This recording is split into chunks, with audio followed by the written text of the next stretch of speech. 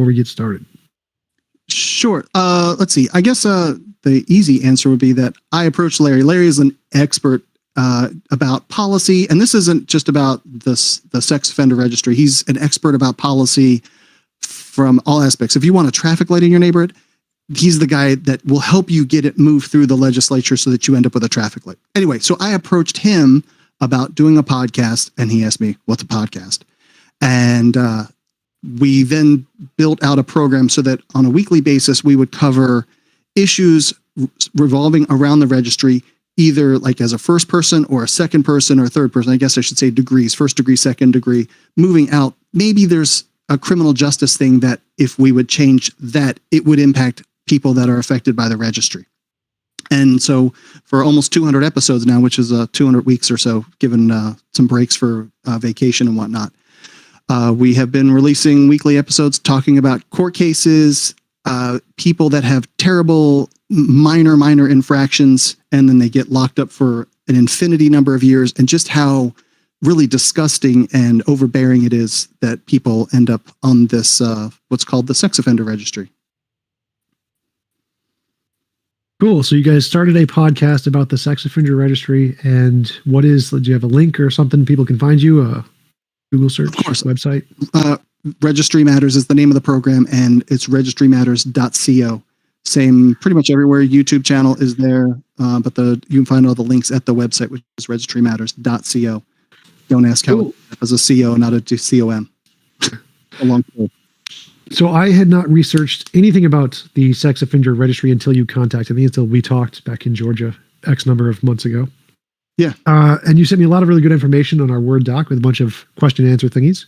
Would you mind telling us about the information or the research you've done on the topic and why the sex offender registry is bad in your perspective?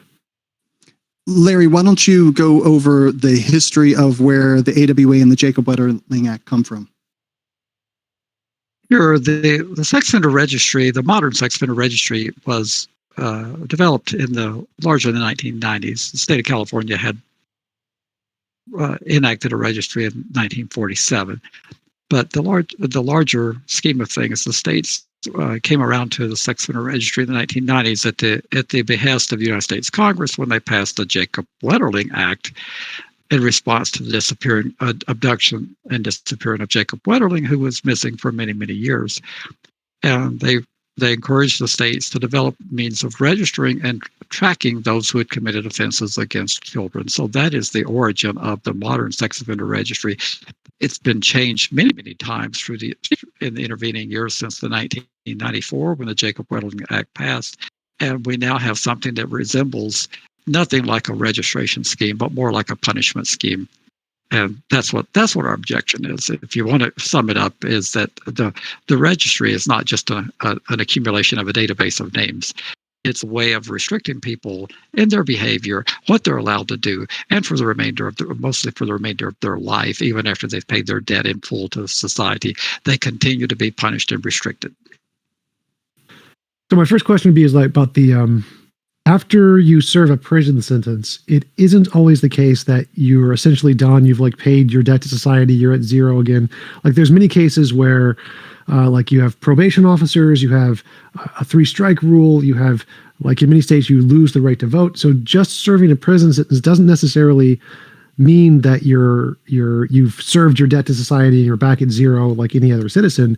So I don't see that argument against the sex offender registry is necessarily supported, because in the criminal justice system, after serving your prison time, you aren't completely free. I need to clarify. I'm not talking about just serving your prison time. I'm talking about you've served your prison time and your probation and parole and all your obligations related to your conviction. The registry is unrelated to it is directly related because you have to have a conviction to be required to register, but it lasts beyond your sentence, beyond your probation, beyond your parole, beyond all that stuff. After you've paid your fines, it is something that lingers potentially for the rest of your life in many states. Was that different from losing the right to vote after you've committed a felony? Well, that is, in our country, there are some states where you're forever disenfranchised, but that's the very small minority of states. Most states, your right to vote is restored upon the completion of your sentence. Some states, it's it's restored upon the completion of your prison time, not just your sentence. But in more states, the more common thing is after you've served and paid your debt in full to society, meaning your probation parole. But in a few states, particularly in New Hampshire, and I think it's actually Vermont and Maine, but a couple of New England states, they never actually you never actually forfeit your right to vote. You can vote immediately. You're never disenfranchised. But the general rule is after you do your time and pay your debt in full, you're restored to your normal pre-conviction status. In Vermont, you can vote while you're still locked up even, right? That's what I was saying. There's a couple of states where you never lose that right to begin with. But that's a sliver of the 50. There's only, I think, 2, maybe 3. Well, that would be why I disagree with your initial argument that simply serving your prison sentence and getting your parole doesn't necessarily mean that you're off the hook at that point, because there are cases like voting registration that are losing your right to vote that do extend past your prison sentence and your parole, and the cases of many other crimes as well. But like the best argument I could make for the sex offender registry is that if sex offenses were a type of crime that presented such a risk to society that they were different from other types of crime, that would justify creating a registry so people can like look up and be aware of the danger around them. But when I did the research after talking to you guys, I couldn't find any evidence of that being the case. I couldn't find any evidence that sex offenses had a higher recidivity rate or higher rate of committing crimes again. It actually seems like they have a much lower rate of committing secondary crimes or repeat offenses as other crimes. And I found no evidence that the sex offender registry prevents future sexual assaults, or so little that it's just not noticeable by any of the data I found. And so even though I disagree with your first argument, I don't think that simply serving your time necessarily invalidates some kind of future punishment established by the state, if it's losing voting rights or whatever. I think that the best argument against the sex offender registry is the fact that, as far as I can tell, it doesn't work and it doesn't accurately portray criminals. Like, because there's lots of different ridiculous crimes that you can get you on there, like peeing in public in certain states, right? Well, the voting is not being able to vote is not a punishment per se. It's a collateral consequence, so to speak. But being restricted in terms of where you can live, where you can work, what you can do. Not being able to vote doesn't restrict you in any way where you can live, where you can work, who you can have an affair with. It's one small thing. It's an important thing, but I don't see that I can agree with your analysis that you continue to be punished. I don't think anybody ever would argue that having to report to a police station and being told you cannot live anywhere, you cannot work, you cannot hold this job, you cannot have a relationship with this person, even after you've paid your debt to society. All those things can be imposed on you while you're paying your debt to society. They can control where you live. They can control where you work. They can control all of those things. But once you've paid your debt to society, you should be able to reintegrate and assume your normal status. Well, that's what my objection here is, that the paid your debt to society isn't established by your crime time. Like, the debt to society could go far after your prison sentence. Like, it could be, a law could say that your debt to society includes your permanent loss of this right X, Y, and Z. And that could be a part of your debt to society if you've committed a certain crime.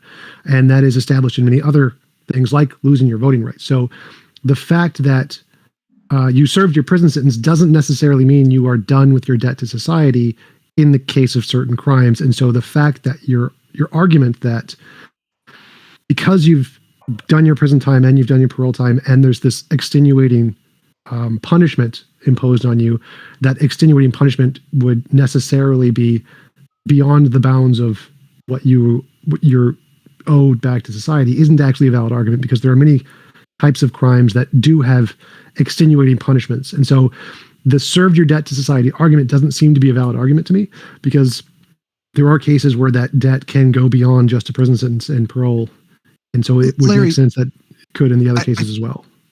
I think we need to iron out what, when you get a sentence that you are obligated to serve X number of years, whether that's in or out with extra supervision. But once that time is over, that's the end of your sentence. Certain people get sentenced to super duper long times, 10 life sentences, etc. But you end up with someone that has a 20-year sentence. At the end of those 20 years, that is that is what Larry is referring to as paying your debt to society. Yet someone that serves those 20 years will then have all this extra obligation of punishment. As far as I know, Larry, and please correct me if I'm wrong, nobody else has crimes like that. Once you're done, you're just done. There's no extra stuff that goes on after your sentence is finished.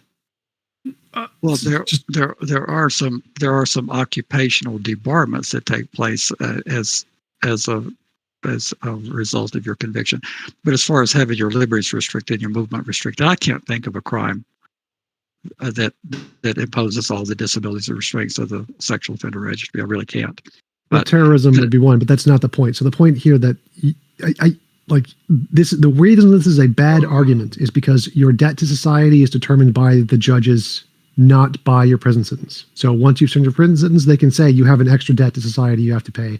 Perfectly legal to do that. Ex post facto. No, it's not. Well, I was going to get to that, Andy. That's literally. I know. So, you literally can do that. That's why people can't vote in certain states. You literally can have an extra debt beyond your prison sentence. That's totally legal. But there are definitely conditions. I don't think it's fair. I think it's wrong to do this. But that isn't a good argument because there are lots of different crimes where you can have extra rights taken away beyond your prison sentence all the time. Like voting rights is an obvious example. Terrorism is an obvious example. Losing your citizenship, deportation. There's lots of examples. So just saying that you've necessarily served your debt to society, therefore your debt is paid, and you're completely void of any other payment it's not a good argument. There are far better arguments. Like I agree with you. I don't think the sex offender registry is moral. I think it's a bad thing. This is not one of the reasons, though. Sure. Well, I mean, that's a great thing about the country. You can have your opinion, but I can't think of an offense where, terrorism, once you pay your debt to society, again, when you've paid your prison and your probation and parole, the judge doesn't determine. Judge imposes it, but the laws of the land, what the available sentence is, and it's a years, and that's all they can give you. And when you're done, even if you commit an act of terrorism, you're free to go. Now they may deport you if you're not an American citizen, but you would be able. Arthur Brimmer, we talked about this, and he's the one that shot Governor Wallace in '72. He served his time, and he's free to go about his life. But anyway, I'm going to buy your argument for the sake of this discussion. I would agree with you for the sake of discussion. But what about people who had when you commit the felony, you're going to lose your right to vote. What about people who had no idea that they were going to have all these disabilities and restraints that were imposed on them after the fact? They had no prior notice, which is the very essence of the ex post facto clause. You're supposed to be put on notice in advance of what your debilitation, what disabilities will be imposed on you, and what your loss of liberties and what your punishment will be. What about people who committed their sexual offense 30 years ago, and the law was changed, and all of a sudden they find themselves with all these restrictions that was no part of the discussion, that was not an informed decision? Is that okay as well?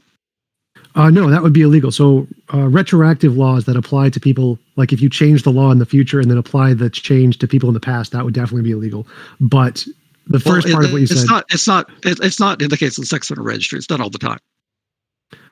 Well, I think it still technically is unconstitutional, and the Supreme Court has actually ruled on this against a few states who have tried to impose this, and so it is getting better. It's improving. I definitely agree with you that this is a very unfair thing that is taken advantage from in many states, but the Supreme Court does seem to be moving more towards rejecting those laws as being unconstitutional. Which Supreme Court? Not the U.S. Supreme Court. The U.S. Supreme Court is consistently, when they've dealt with this, some state Supreme Courts have, but the U.S. Supreme Court has consistently said it's okay. They said that in Smith versus Doe. They said it in Connecticut Department of Public Safety versus Doe, and those are the two landmark cases. But the Supreme Court has largely said the registry is okay, and it's being imposed ex post facto, and they continue to constantly ramp up the disabilities and restraints. And no matter how far they go, they seem to get away with it by and large. But with a few exceptions, there are some state Supreme Courts have drawn the line. But that's our whole point: is that it's never enough. The victims advocates and the law enforcement industrial complex, they never have enough disabilities. They never have enough of your flesh. They continue to change the rules. You've been on the registry for 10 years. You think you're going to get off. They change the law and say, well, now we require 20. And they do that all the time. Right. There's lots of cases that go against it, but I have read many recent cases, like there is a unanimous ruling. The court said that the state's requirement that sex offenders must register for life without any opportunity for judicial review violates due process. And so there's lots of cases that I've read that actually have gone towards changing the sex offender registry as well. Now, obviously, there's lots that haven't and have gone in the wrong direction, but there does seem to be progress made more recently, Yes, going in the right direction. We're making progress slowly through the courts to challenge, but it's taken a lot of years and a lot of people being deprived of their constitutional rights with very little recourse. But yep, I totally understand. That's definitely super, super unfair. Kind of like Jim Crow laws that was legal for many years in the United States, and it took many years to change that, and lots of activism. And so I definitely appreciate what you guys are doing in the same vein as Martin Luther King and other activists fighting for the rights of people who do have their rights violated. And so I can definitely empathize with how hard your struggle is, and definitely how unfair the sex offender registry is in many cases. Certain states are significantly worse than other ones too. That we is it the Republican ones? I wasn't going to go there specifically. I was going to say states in like the Northeast are significantly easier than those that are in like the Bible Belt, which we talk about it pretty regularly, like the level of hypocrisy that is, of all about some forgiveness and whatnot. Yet they have, and that's just criminal justice in general, that they have the harshest prison sentences. The prisons are crappy versus other places. Larry, you were going to say something? no, you're doing fine. Keep going. Okay. That would pretty much end it. So is it blue versus red? You could probably make a very, very good Venn diagram of it working out that way. I don't want it, because California also has a very, very crappy registry, and that's a more blue state. So there are exceptions to the rule, but generally speaking, it works out that way. So what is your guys' interpretation of the reason the registry was put into place when it was put into place? What was the goal of this as a legislation? Larry will answer way better, but I think it comes down to the handful of super high profile cases of Jacob Letterling and Megan Conk, and I think that's how it's pronounced. I always screw that one up, but I think those are a couple really high profile cases, knee jerk reactions, and everyone says we have to save every kid.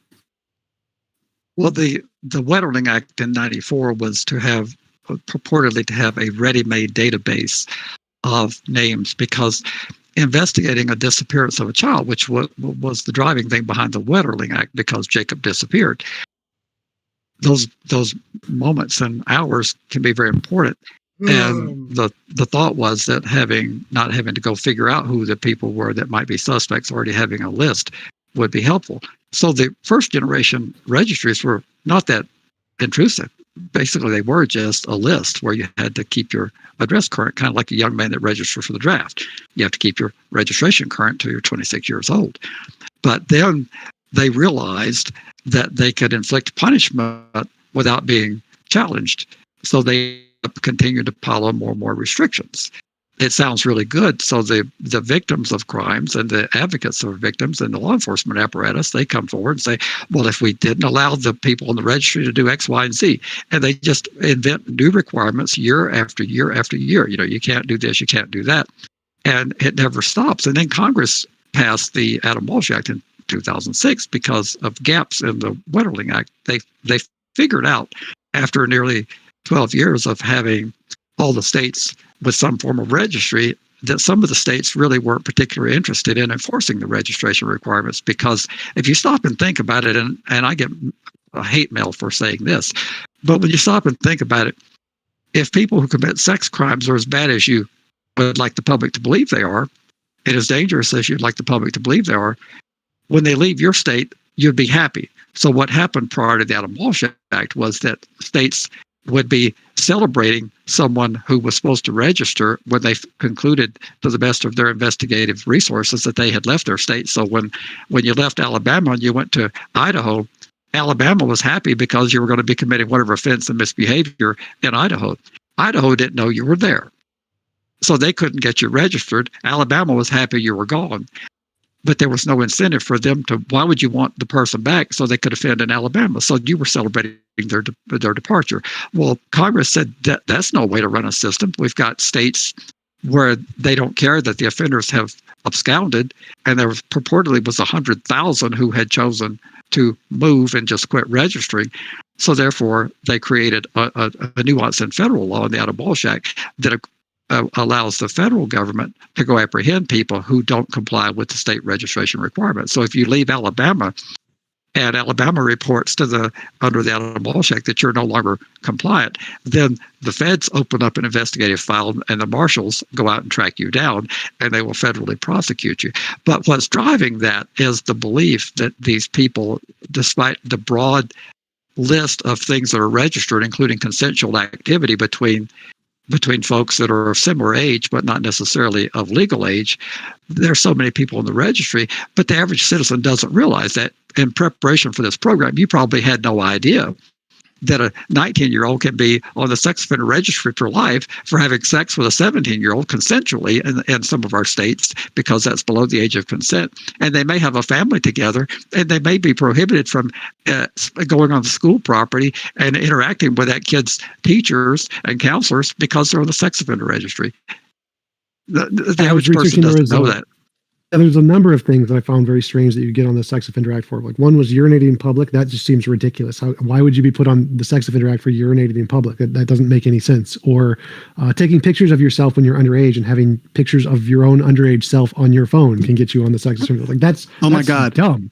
Like, how? Larry, remember the case we talked about on the podcast it was probably 18 months ago. There was the kid that I think he was 17, and he sent a picture of his junk to his girlfriend. So therefore, he possessed child porn and was also distributing child porn of himself.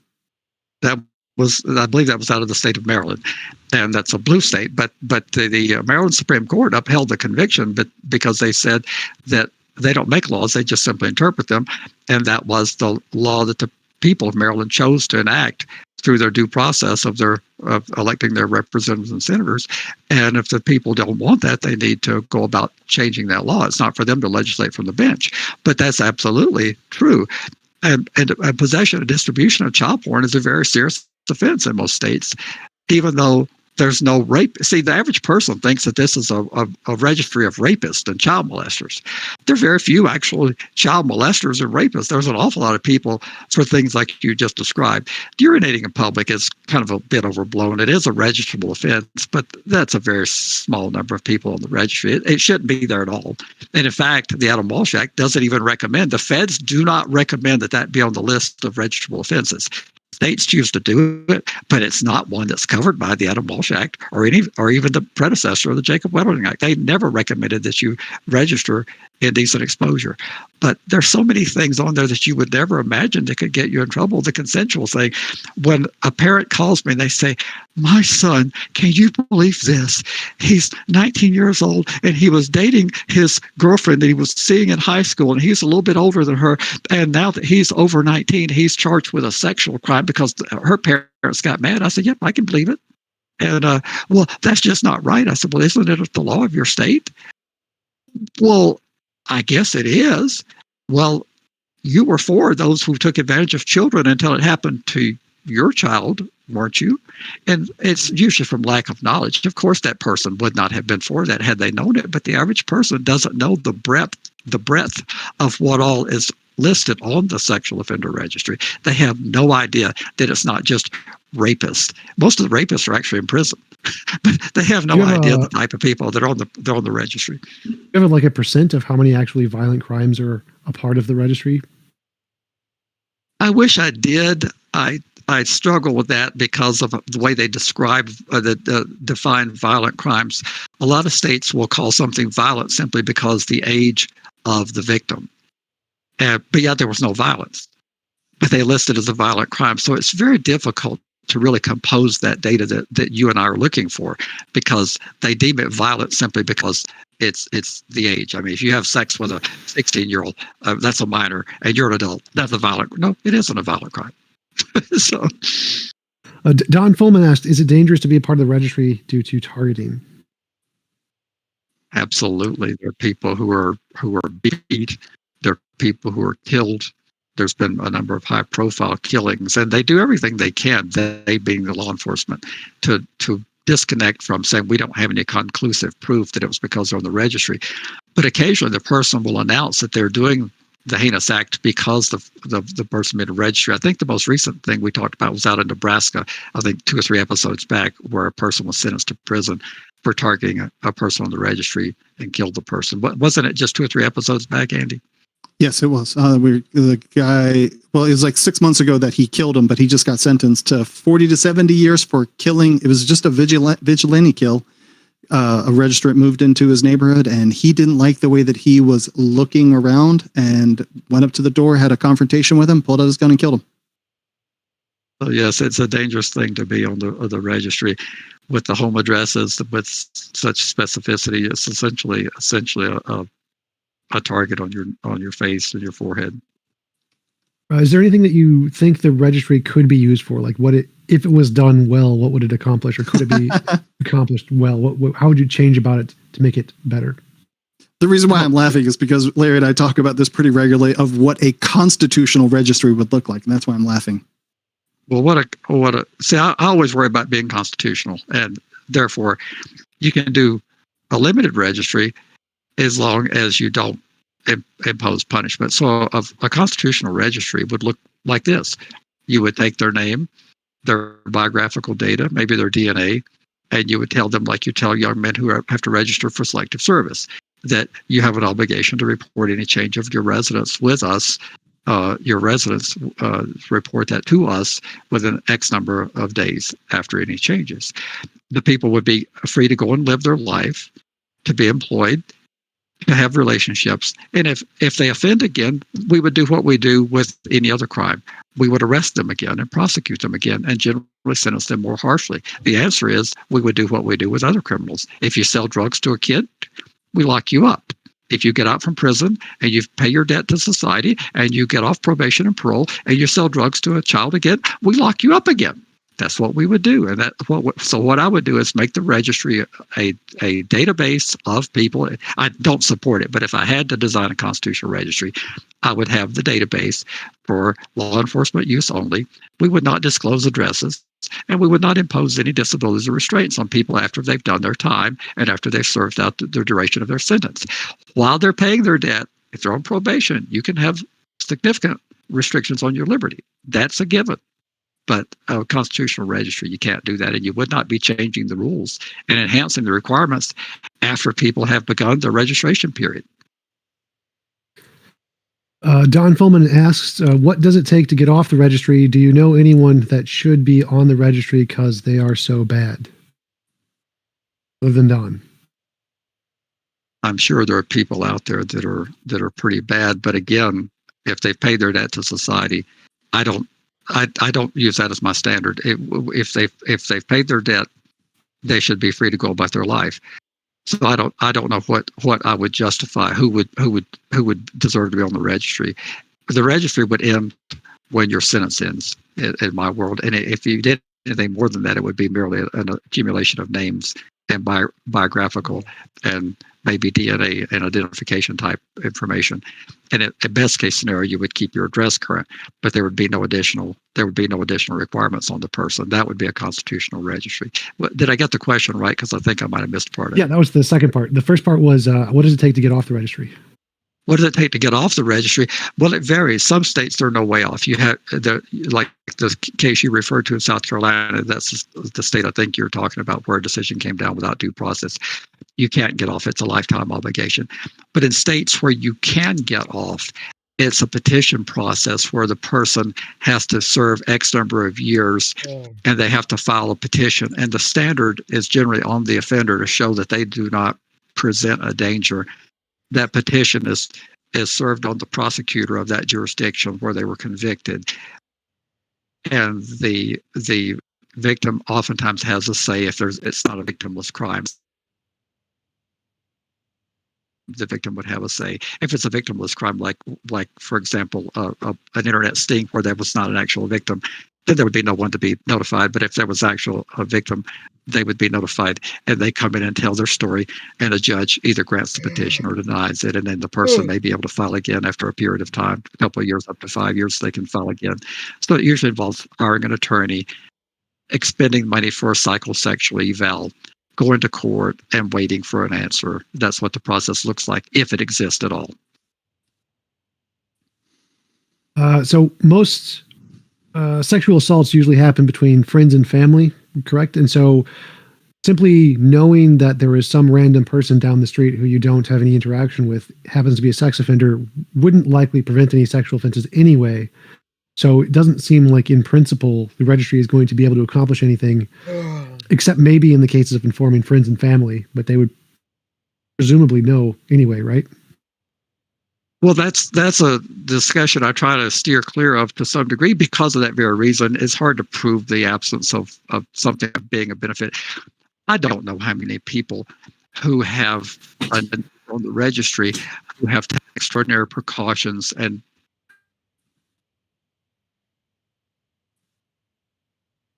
that how many relatives of someone who might not have known but do know because they're on the registry and they've taken precautions. But statistically, it's not measurable. We know that. Your research revealed that, and we know that. We know that there's not a way to verify that it does any significant deterrence. But it's hard to say it doesn't save one. But if that's the argument, I mean, we could do a lot of things that would save one. I tell people over and over again, if it's about saving one, I'll tell you what I'll do. I'll give you some examples that would save at least one if you want to trample the Constitution. If you're okay with trampling the Constitution to save one, we could start looking at gun restrictions.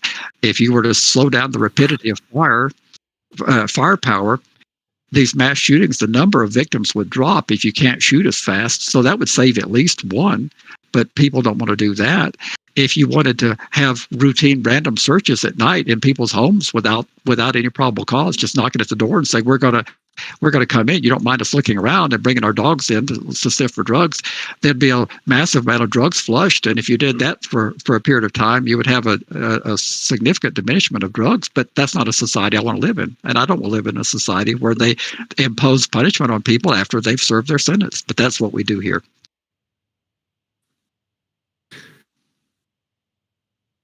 So what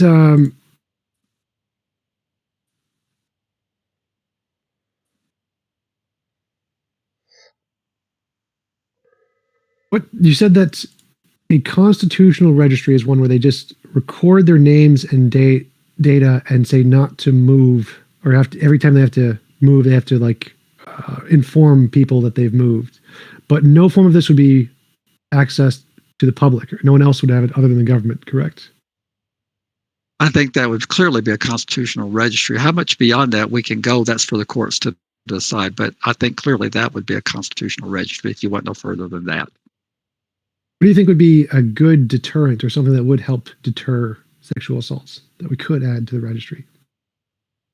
Well, I've never really thought about that because I don't want to use the registry as a deterrent. The registry, to be constitutional, it can't be punishment. That's one of the tests of the U.S. Supreme Court. It can only be used as a regulatory scheme to not impose any disabilities or restraint. So I don't sit around trying to think of ways that we can deter people with the registry. That's not what it's for. It was designed to help law enforcement to investigate and eliminate the wasteful time trying to figure out who the possible suspects would be. So I don't think I'm really going to be a good one to answer that question. What could we do to deter people with a registry? Because I would never support anything in that direction. Can people? You said that there's different requirements and effects of the registry in different states. So if someone goes from a state where it's very stringent to a state where it's not as stringent, is that a way to evade some of the consequences of the unfair registry? Yes, it is. And people do that. People do that very thing. They do state shopping and they compare the terms of registration and the restrictions in the various states. And if they have that option, they move. The way to look at it is the state that you are registering in. Since it's a civil regulatory scheme, it would be like you taking your car from one state to the other. When you take your car from a state that is very lax on registration requirements, maybe they don't inspect your car for emissions and they don't worry about that type of thing. And you take it to a state that's much stricter. The state where you go, their stricter requirements would take over, and they would be the controlling requirements. Well, the same thing happens in reverse when you go from a state where the registry is lifetime with no way off. That no longer goes with you because that's a regulatory scheme in Florida. If you go to another state that has a removal process, then they control that. So yes, people do that. They it would be nutty if you didn't do that. If you had the option to get off of those restrictions, and you had the option and the ability financially to move, I don't know why you wouldn't. One of the reasons that I wanted to bring us together, though, was to discuss about that, if it is an immoral place, because TJump often has conversations with folks about the morality of it. And we often talk about on the podcast of the overarching impact that the whole structure of it has on how people live. And only recently, in the last about 18 months or so, with people being isolated, people not being able to go out and about, and people start screaming about all of their rights, and they start screaming about how the mental health aspect of being isolated away from everybody is so horrifying. And everyone that I know that is on the registry, they're like, man, this is just another day in my life. So imposing all of these social structure restrictions, work structure restrictions, where you can live, who you can associate with, there is a huge impact on your psyche, and it seems like it then moves into a moral discussion about how much this is damaging for people to live. We are social creatures, but you make them completely ostracized from even like walking outside the door. Oh yeah, absolutely. It's definitely immoral. Most of the things the government does is immoral. I think the important question is like, is it pragmatic? Kind of like the TSA. The TSA is complete garbage. It does absolutely nothing, protects no one from anything ever. But it makes people feel safe, and that safety that they feel does have an economic benefit. The fact that people feel safer at the TSA makes them buy more tickets, which causes the economy to grow. And so even though the TSA is a gigantic waste of money for the government and does absolutely nothing to protect anybody, it does benefit the economy, which is why we waste so much money on it. And so there could be an argument that maybe the registry does the same kind of a thing, where it gives people comfort and makes them feel good, kind of like religion does. It's just a complete arse, but it makes people feel more comfortable, which then has some kind of an economic benefit. So because religion, even though religion is complete nonsense, it does make people comfortable, which has lots of positive psychological influences. So do you think that would be a potential argument for the registry, is the fact that it makes people in society feel safer, even though it doesn't work at all? Do you get to squash my constitutional rights to make you feel good? That's what the TSA does. I think that ends up to be different, though, because you are not required to fly. And that is something of a privilege. You can get there other ways by taking a bus or drive. And I realize that going from New York to California would be very challenging if you want to hop in your car for the 3,500 miles or whatever that is. But outside of that, just a person that is on the registry that is then, I don't want to use Facebook as the example, but you can't be on Facebook. Facebook's a cesspool. But that is where everybody is, and you can't be there. So now that is one level of ostracization, and then you move into where you can and can't work, and where you can and can't live. Go back. You can't be on Facebook if you're on the registry? Facebook most sites have a clause written in there, however you want to word it. It says, if you've ever been convicted of a sexual offense, you can't be here. Something like that. Wow.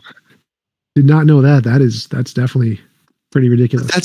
That's a private company, and I did a video on our YouTube channel that talks about this, because somebody called and asked me about it and was like, oh, they shut down my Facebook account. And now he was running a Facebook marketplace thing. So he's buying and selling, swapping goods, whatever. And that was the only way that he could figure out how to make money. And they kicked him off of there. But from my point of view, Facebook is a private company. I think it's an asshole decision, but they can do that if they want to, because they're a private company. It's not a government controlled entity. But could the government say you can't use a road because you've been on the registry? You would have lots of problems then. But Facebook, like, okay. So, well, I want to get back to what he said, if you don't mind, about the TSA. And I don't really want to divert the conversation to the TSA, but it's a great comparison, because I think there's merit to what he says. The registry does make people feel good. The average person they're so misinformed or uninformed that they think that the registry is doing all these wonderful things. And the same thing with the TSA. The TSA, I will never say it hasn't saved anything, but I can say this, that with no TSA, there will never be another 9/11 done the way 9/11 was done, because the passengers will never tolerate that again. they will never allow themselves to be a missile and flown into a building. If someone tries to take over an aircraft, with or without the TSA, that won't be allowed to happen again. But it's a lot of theater there. In terms of, I have been fondled and groped at the TSA probably more than any middle-aged white guy that I can think of. I get this because I wear gloves at the airport because I have a skin condition that makes me very susceptible to bruising. So grabbing luggage and being in places where I'm likely to bump my hands, I'm going to be bruised, and they take weeks to heal. And so therefore I wear gloves, and I get randomly selected every time I'm at the airport to be groped and fondled for extra security. And they always tell me it's random, and I know it's not random. Somehow or another, at some point down the line, they've noticed I've got these gloves, and I try to ditch them by the time I get to the screening point because I know that I'm going to get singled out. But I get that special treatment.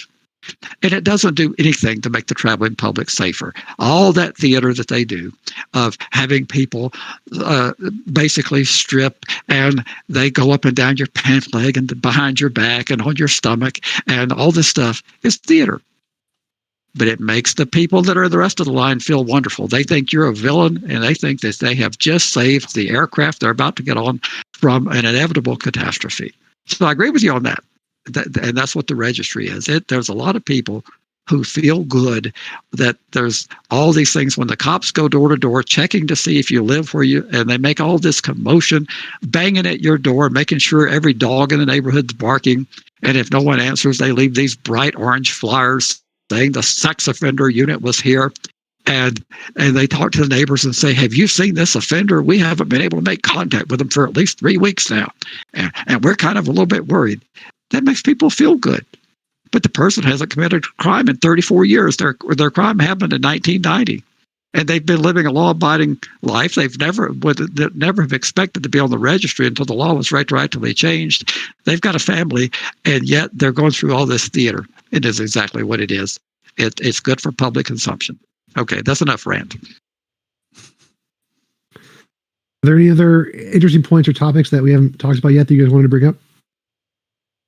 So, well, we did have a lot of stuff that was on the list, but I think you've covered a fair amount of it. Andy, do you see anything that wasn't on the suggested list? I do not think so. Do you want to discuss the? Why don't we beat around about what registration goes over as far as the information that you have to give to the man, the popo, every depending on where you are and what your level is that you might go in. So many people, they just go in annually, and it's just like you've been booked for a crime. I'm pretty sure that your fingerprints don't change. Maybe in your lifetime, maybe from the time that you're a wee young kid to the time that you're an adult, your fingerprint probably modifies, but otherwise it doesn't change. But you have to get your fingerprints taken, and you have to have your photo taken, and you have to give your address updates, and you often give your vehicle and so forth, and you give relatives, you give a whole bunch of information for, as Larry was just describing, a crime that may have committed in 1990. Here it is 2021, and now you're still giving this information up.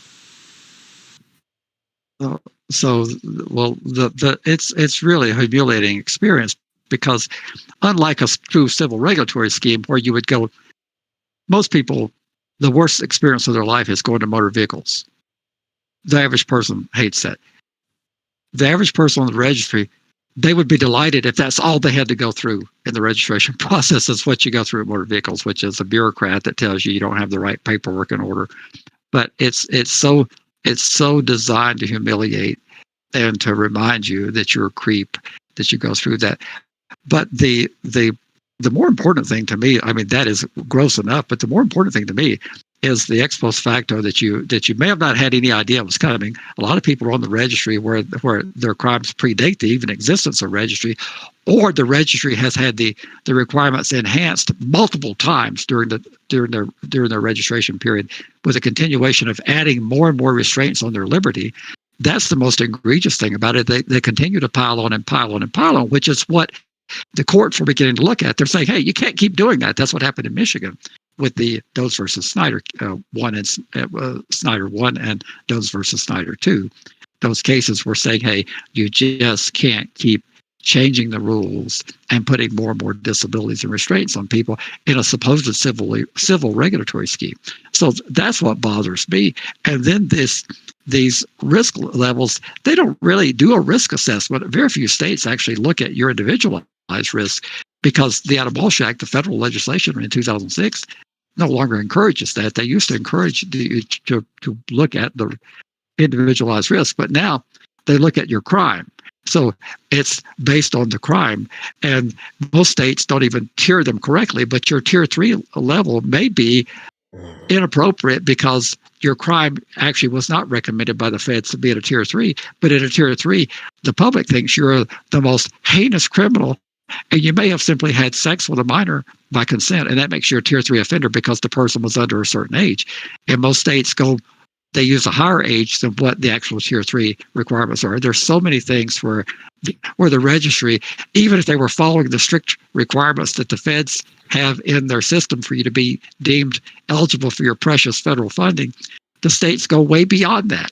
They put requirements in, like, for example, we talked about the indecent exposure. That's not even a sex offense that the feds care anything about states' registry, but yet they do. So. Don asked, can you talk about the restrictions the registry has in living areas near schools, churches, and Halloween restrictions? Great question. There are some states, like my state, where there are no such requirements. You can live anywhere you want to here, and you can work anywhere you want to if they'll hire you, and you don't have those disabilities. But in most of the states, there's some level of prohibitions. Now your offense may not have anything to do with children, and the overwhelming majority of offenses don't have anything to do with children. I mean, they're I can't give the percentages, but I'm satisfied from the 20 years I've been in the legal business that there are a lot of people in the sex offender registry that never offended against a child. But anyway, those are the typical restrictions. It would be schools, anything that they can consider daycare or a school or a place where children might congregate. They would be prohibited against being loitering, which they find loitering very broadly being present. So you end up that you can't go to McDonald's because there's a playground there. Most McDonald's have the play land for the children. So therefore, you're technically, in some of the states, you're in violation if you go to McDonald's and want to eat inside the restaurant. But I mean, have you ever heard of anyone being molested at a McDonald's? I haven't. Then some of the school prohibitions prevent people from voting because their precinct is at a school, so they have to vote absentee because they're not allowed to vote. It goes on and on. There was a conference several years ago. There was an attorney that brought up a map of North Carolina, and they had, I guess they were probably 1,000-foot restrictions. And these are presence restrictions. These are places that you are not allowed to be present. And so one of them, maybe like at the legislative office, there was like an in-house daycare place. And you can't be 1,000 feet from a daycare. But that's the legislative office. If you wanted to go to talk to your legislator, that's where they would be. And you're not allowed to be in that space. I'm pretty sure I characterized that right. Did I get the details right on that, Larry? You did. There are people who one of your fundamental rights is to petition government for redress of your grievances, but the Capitol is off limits in some instances because of the proximity of the Capitol to those list of exclusions that you're not allowed to be present in. Now, I would do what Rosa Parks did. I would say the day is not going to come when you're going to prohibit me from going to my Capitol, so you'll just have to arrest me. But most people are not willing to face the significant criminal act, which is a felony in almost all of our states, and it's subject to habitual enhancement in most of our states. So you end up with dozens of years, or maybe 20 years for violating the registry, because that's one of the things you're not allowed to be. But if you can't go to your Capitol to petition for redress of your grievances, then we're in a sad state of affairs. I want to be clear about something over on the Discord side. Someone's asking about we're not talking about how long the punishment is. We're not trying to necessarily talk about reducing that side of it. We're talking about the registration side. You could be sentenced to an infinity number of years. That is what your legislative body has ordered you to do for the crime that you've committed. the argument that the topic and the idea that we're trying to present is that after you've served your time, that all of the extra garbage that you go through is where the line gets crossed. It's not the registry. The registry is not a part of your sentence. It's a collateral consequence. You're told that you will have an obligation to register as a result of this offense. But when you stand before a judge, the judge doesn't say, I am sentencing you to 10 years or 20 years on the registry. That's not the way it works. The registry is an afterthought, and it's a civil requirement that has nothing to do with it being pronounced upon you by a judge. And the judge merely apprises you at the time of your sentence, if there was an existence, that you must comply with registration. But so we're not arguing about your punishment, although I think the sentences are too long in America. We are the incarceration capital of the world. We have 5% of the population, and we have 25+% of all the incarcerated individuals. There's something wrong with that picture. But that's a discussion we're not having.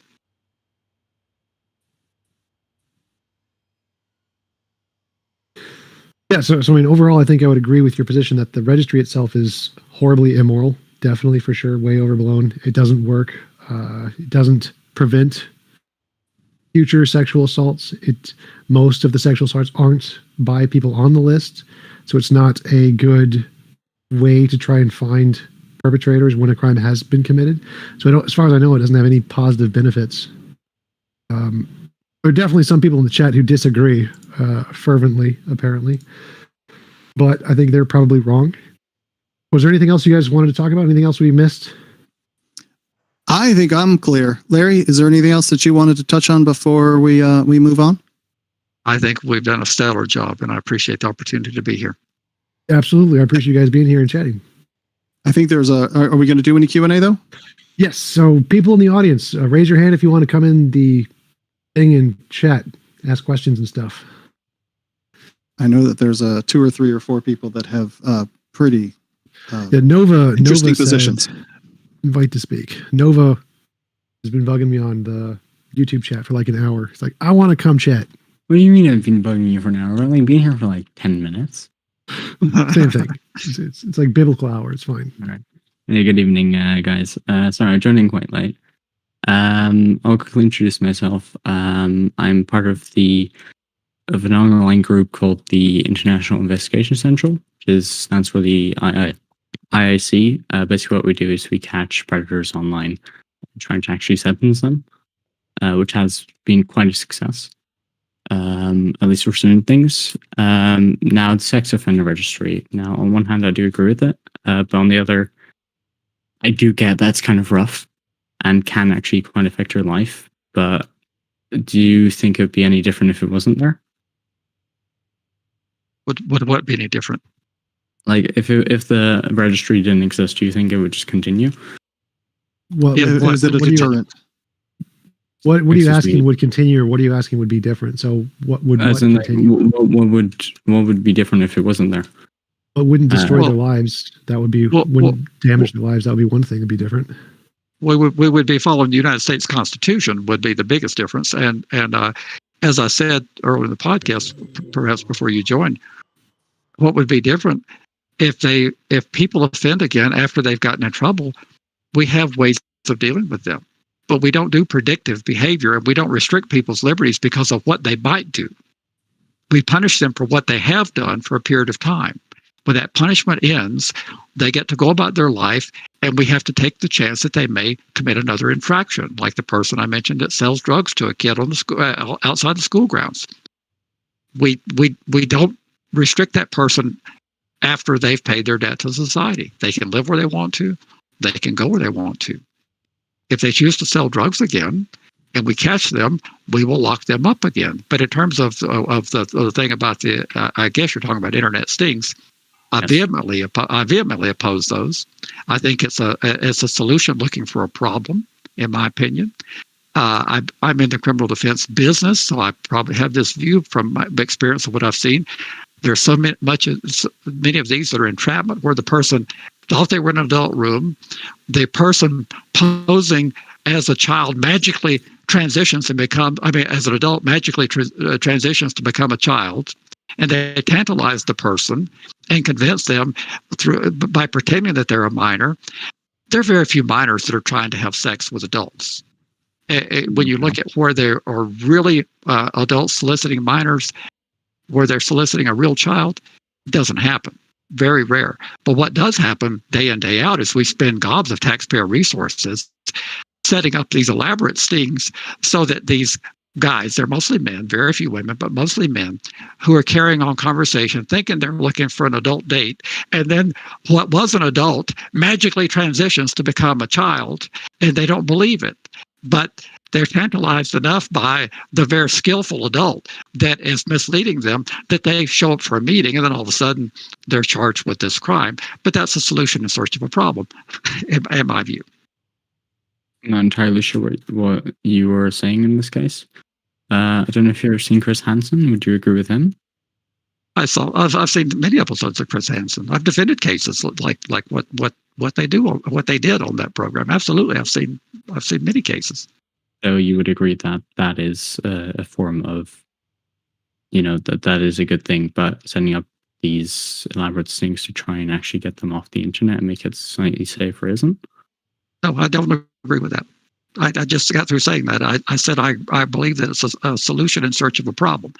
These are entrapment, but by and large, these are adults who are doing a bait and switch with guys who thought they were chatting. This is generalization. There are some creepers out there that are looking to have sex with minors, and I don't condone that. But I do not condone spending vast amount of law enforcement resources and taxpayer resources to come in and convince a person that's not looking for a child that you really do want to have sex with me because I'm a child, but yet you were an adult when you started. I don't agree with that. I mean, you have the right in this country to say that that's a great thing. I disagree. So would you be for legitimate online things that don't pretend, like start as adults and then entrap people by then transforming into children? If they are legitimately acting as children and don't manipulate, would that be fine as an organization if you could actually demonstrate that and had complete recordings of the entire conversation to show Absolutely. you did not? No, Absolutely. well, Absolutely. What we do is most of the time we keep it as safe as possible. We keep it as platonic as possible. We never engage a person. They always engage us. And if it does happen, we keep the conversation as natural as possible and do not try and trap them into a corner where they are forced to say sexual things. Now, in case there is any imminent danger or him mentioning something that might involve a minor close by, that's when we do take action. That's when we do pass along our information towards the law enforcement wherever they are at. Now, if they ever do something with that, I'm not entirely aware because we never get anything back. But yeah, to be fair, I get where you come from. But internet sucks. All right, I'll be quite honest. There's a lot of creeps on here, and then again, I do understand that not everyone have sex with a minor. But on the other hand, don't you think that enticing that even over the computer is slightly not very normal and shouldn't actually happen? Was that a question you were asking? Sure. Yes. Yeah. Hitting on a minor and trying to entice them is bad. Don't do that. Well, it would depend on the age of the minor. If the minor is of the age of consent in whatever the jurisdiction is, then you need to change your law. If you think that, I mean, most of your parents and your grandparents would be sexual offenders under today's rules because the age of consent has increased in recent decades.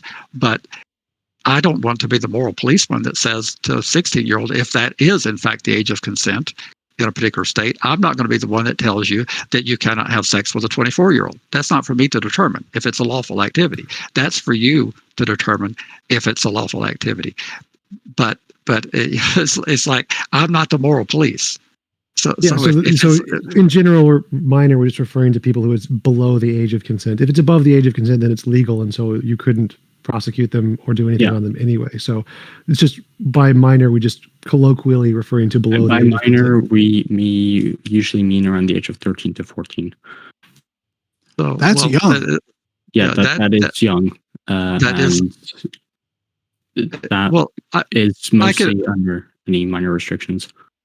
I would agree with you on this. If a person magically transitions from being an adult to a 13-year-old, every person that's engaging in a conversation should disengage from that conversation immediately. Unfortunately, they don't do that. It doesn't happen. And a lot of times they don't believe that the person's 13-year-old because they've been too mature to be a 13-year-old. They've talked at a level that the person, I mean, they put on their act to try to sound like they're 13-year-old. They say, my mom is not here right now and all that kind of stuff. But most of them can carry on a conversation because they're adults pretending to be 13-year-olds. But you should disengage. I agree with you on that. You should say you're 13 years old now. You've magically transitioned from being 24 to 13. I can no longer have a conversation with you. You should block the person. Yes, That's what you should do. And sadly, it doesn't happen. And most of the time, not most of the time, but sometimes it does involve into actually acting up on sexual conversations, which is awful to read. But I do want to point out that we are not, most of the time, the people that we do use are actually around those ages, maybe 1 or 2 years older. But it's not like fully adults. The only thing we actually do is we do like look on to those conversations. Like we have accounts that, are just there for that. But it's not as if we're like suddenly, from a 24-year-age man to a 13-year-old girl. From the start on, it is already, you are 13 and the person knows that within the first like 10 messages. Yeah, I think that's a legitimate point. Not everybody who does the online stings is going to start as a adult and then lie about their age and transition. I think that would probably be a minority of the people who actually do that. But it would obviously be bad if they did do that. That's clearly entrapment. But I don't think that would be all or the majority of cases. No, I have seen that where actually 23-year-old guys act as 14-year-old like boys, as to get closer to a victim or to a person. And it's like, if someone says they're 13, even if you're a 14-year-old boy or if you're a 23-year-old guy, just disengage. But some people will actually fake their age as a 14-year-old guy simply to get close to that girl for whatever reason. I got a super chat from Ethernet. I agree, immoral should be limited in time and commiserate with the penalty crime. Also contradicts our laws against discrimination in hiring.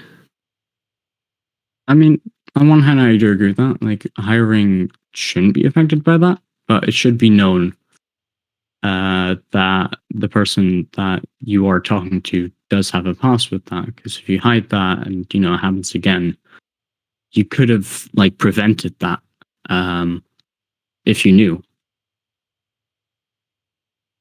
Just out of curiosity, you said it's 2 a.m., so you're somewhere across the pond? Over in Europe. Yes, that's correct. So you're doing this over on your side, not over on this side? Could you explain what you mean by that? You're doing it over on the Europe side of the Atlantic and not the U.S. side of the Atlantic. We have people that are also U.S. based. I myself have a house in the USA as well. Larry, are they breaking laws by doing this? I don't think so. But if they're doing it the way he's describing, I don't have any problem with that. If they're starting out as being minors and they're people as adults that are hitting on minors, I'm just not experiencing that in the work that I do. But if that's the case, that's not a problem for me. No, certainly happens a lot more than you think as well, and it's very sad to see that. I wouldn't even let my sister on the internet at this moment in time, at least not on social media, because there are a lot of people that just don't have the right intentions, and you never know what's going to happen. And I agree that not everything is sexually related, especially not everyone's an 18-year-old guy that wants to, get close to a girl that's like 13. But oh, sorry, Ethan. What I'm saying is, Anybody else got any questions? Anybody else wanted to? I commend you. I commend you for doing it the right way. I don't see that on this side of the pond being done the right way. Of course, I guess since I'm in the defense business, I only see the bad cases, but I'm not aware of the operations in my state or in my region being done the way you're describing. So I appreciate that. I will be letting someone else talk now. But I hope you guys have a lovely evening. Hello. Thank you. Hello?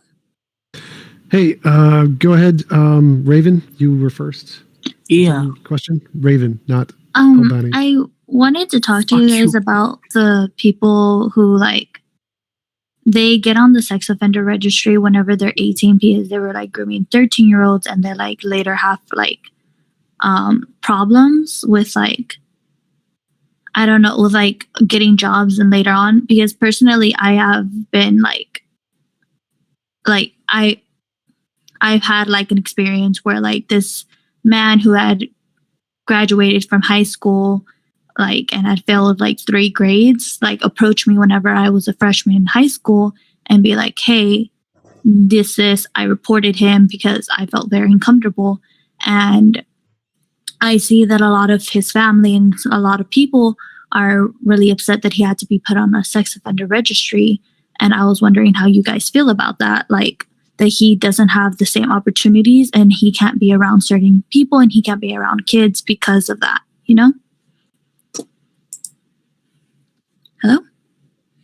I was going to let Andy take the question. I wasn't sure I understood it completely. So, Andy, did you want to take a stab at it? I didn't quite follow that. Could you tell us what the question was? My question is so I know your point of view that the sex offender registry is immoral, but my question is, do you believe that it's truly immoral if they actually committed the crime while they were young? And I'm trying to, do you guys believe that the sex offender registry doesn't do anything truly, it does no good at all? Because in my personal experience, it has helped me because I had safe spaces where I knew that this predator couldn't get to me and couldn't get to my friends. And I was wondering, he not get to you? Just there's not an invisible force field set up that says he can't get to you. Well, there's no invisible force field, but at least I have that protection that if I see him or if one of my friends sees him around a school or around a park where we're at, then we have that legal protection where we could call the police and have him be arrested, even if he's not intimidating us, because we know that he is capable of doing that because we don't feel safe, I do, but everyone is capable of doing really heinous things just on a whim if they decide to say that someone is just walking through a park and you see them and you know that they're on the registry, all of a sudden, now they're known to you, so you can take appropriate action because they're a known entity.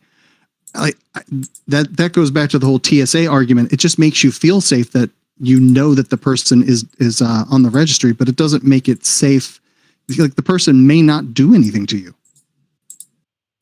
The person may not do anything to me, but that doesn't mean that they won't do something to somebody else. The whole purpose of the sex offender registry is so perpetrators know that they're being watched, that they, if somebody sees them in public or if they fail to even register on the sex offender registry, that they can be arrested for failure to comply with the sex offender registration requirements. At least where I live, it is a arrestable thing if you are convicted of aggressive sexual assault of a child and fail to register on the sex offender registration. I feel just having a slight fear, and also that kind of, if you do check the sex offender registry and you do see a person in public around a child, you can kind of, I guess, get some help for that child, or at least know that something's being done for the very least. I think that's very my personal opinion is that it's very naive to say that the sex offender registry is immoral whenever there's people who have been helped because of it. Because I've been helped because of the sex offender registry, because every time that I saw my offender, I knew that I had protection because I could call the cops and the cops would be like, well, yes, he can't be around this like school, this area, because it does provide some protection. Okay, so in my county, there's 350 people on the registry. How would you go through and figure out from that list who you have to be fearful of? You're not going to remember 350 people. So how does that help you? You already knew the person that offended you, that committed the offense against you. So whether that person's on the registry or not, you know that person did that. So be fearful and mindful of that. What you mean, like, so because he was already convicted of a crime, she could like call the cops on him anyway, regardless of whether or not he was on the registry. So how does him being on the registry change anything? The thing is, sorry, yeah. I'd like to clarify that immoral is not my terminology. I'm not saying that. That was another speaker. I'm saying that in many instances, depending on what the obligations are, it's unconstitutional. I worry about the Constitution, and I think that you probably do as well.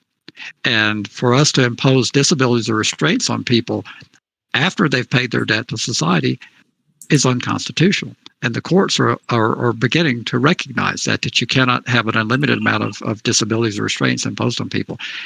Yes. So if you believe in the Constitution as fervently as I do, I think it's a beautiful document. And I do believe that those words have meaning. And we cannot punish people after they've paid their debt to society. We can't change and impose new restraints on people that didn't exist at the time they committed their offense. Whether it helped you or not is not the point. I went through a whole litany of things that would keep you safer if we did those. If we got into predictive behavior, we would have a lot of people that would be having a lot of restraints on them after they did whatever it is they did that was objectionable to society. I keep going back to the drug sellers. I'd be a whole lot more comfortable if we want to do that. We could keep people safe with a whole lot of drug interdiction programs I could come up with, but they wouldn't be constitutional. We wouldn't be allowed to do that in a country such as ours, but we could do that. So if something that's unconstitutional is helping you, that's great, except we just can't do it. I think the issue is that how can you say that their debt to society has been paid just because they went to jail if they committed a sexual offense against a minor per se, and they were placed on a sexual offenders registry because they committed that crime? That's forever going to stay with whoever they committed that sexual offense against. By saying that it's unconstitutional because they served their debt to society, well, you don't get to dictate that. I don't get to dictate that. In reality, the only person who truly should be able to, like, I guess, dictate that is, like, you know, the system we have in place and the person who was assaulted, you know? We have a system in place that's supposed to keep. Sorry. Yeah, but the part you're not understanding is that the registry is not a part of the sentence. The registry is not a part of the punishment. The registry is a civil obligation. That's not a part of their punishment. Well, at least like where I live, it is. It's more Latino, like Latinos in general, more likely to just kill people based on. It's not a part of the sentence in any state that I'm aware of. Well, at least like where I see in like my Texas Department of Public Safety, if you don't register as a sex offender, then you do have a penalty placed on you. Yes, that's true, but it's not a part of your sentence. Those those obligations to register are not a part of your sentence. They merely inform you that you have an obligation to register. But your sentence says the 10 years in prison by the 10 years on probation or parole or whatever. That's your sentence. The registration obligation in many cases didn't even exist when the crime was committed, or the way it exists right now has been changed and enhanced many times over since the time you committed your crime. You do believe, I'm assuming, being a good American, you would believe that people should be put on fair notice of what the penalties are going to be, and that we can't change them after the fact. That's the very essence of the ex post facto clause. You have to know what the penalties are going to be. Registration is unknown to you because it constantly changes and evolves and morphs. Yes, it does change, but like where I live, I just like looked it up to make sure. Anyone convicted after September 1st of 1970 of a sexual offense or similar crime requires it by like their sentence to register or face prosecution. It's part of their sentence. If you get no, it isn't. It isn't. This is where you don't know what you're talking about.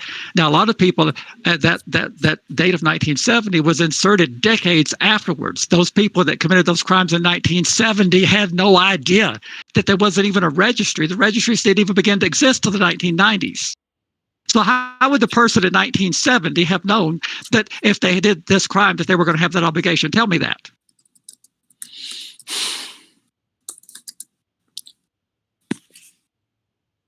if they're being told to register themselves on the sex offender registry at the time of their being convicted, because I assume that if they have to, that if they're being persecuted for Fuck this, school, bro. Fuck school. That's what I just got through telling you. The sex offender registry didn't exist in Texas in 1970. That was a date that was imposed after the registry was created, many years after the registry. When Texas first created registration, it was for anybody convicted after the date of the effective date of the registry.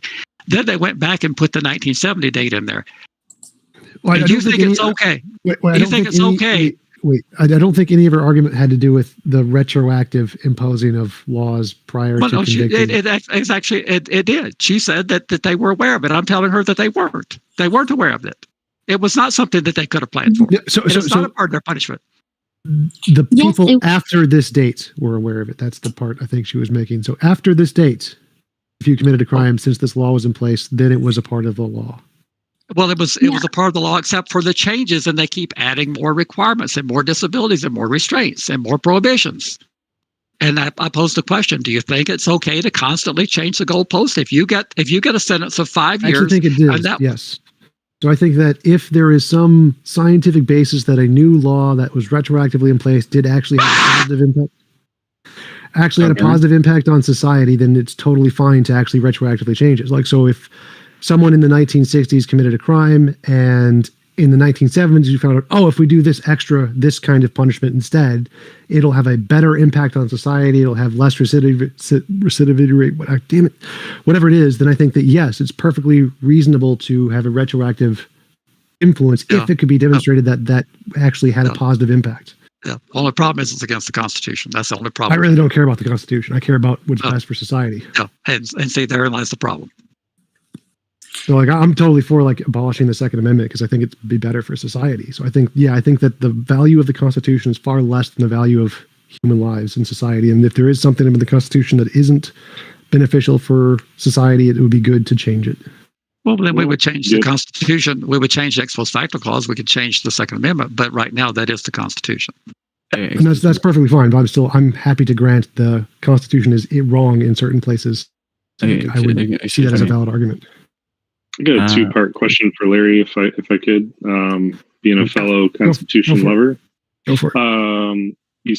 For one, what is your favorite amendment in the Constitution, and what is your favorite amendment in the Constitution besides the first, second, fourth, or fifth?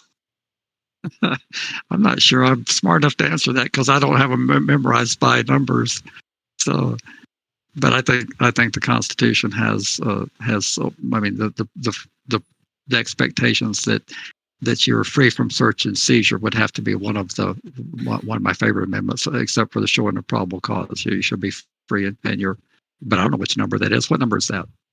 Fourth. Yeah, that's a good one. So, yeah, the fact of the matter is that in this country, someone has to go down with law enforcement powers, and they have to tell a judge what it is that they expect to find when they invade your privacy, what the cause is, what the crime is that you're committing, and the cops just can't show up and knock at your door. I made that in the podcast earlier. We could do that. We could, if we started searching houses without constitutional authority, we could rid ourselves of drugs in very short order. But it wouldn't be constitutional to do that. You wouldn't want to live in a country where the Gestapo could knock at the door and say, "I demand entry." But we could make the country a whole lot safer if we did that. So the right to privacy is probably the most cherished thing, which has been and is in the continuous process of being eroded. The right to be secure from unreasonable search and seizure. I'm not as big a believer about the Second Amendment. I think it at the time it made sense. I think it's time to revisit the Second Amendment now. But it's there. I have a question for Larry and maybe a comment from Miss Raven, if that's possible. Go for it.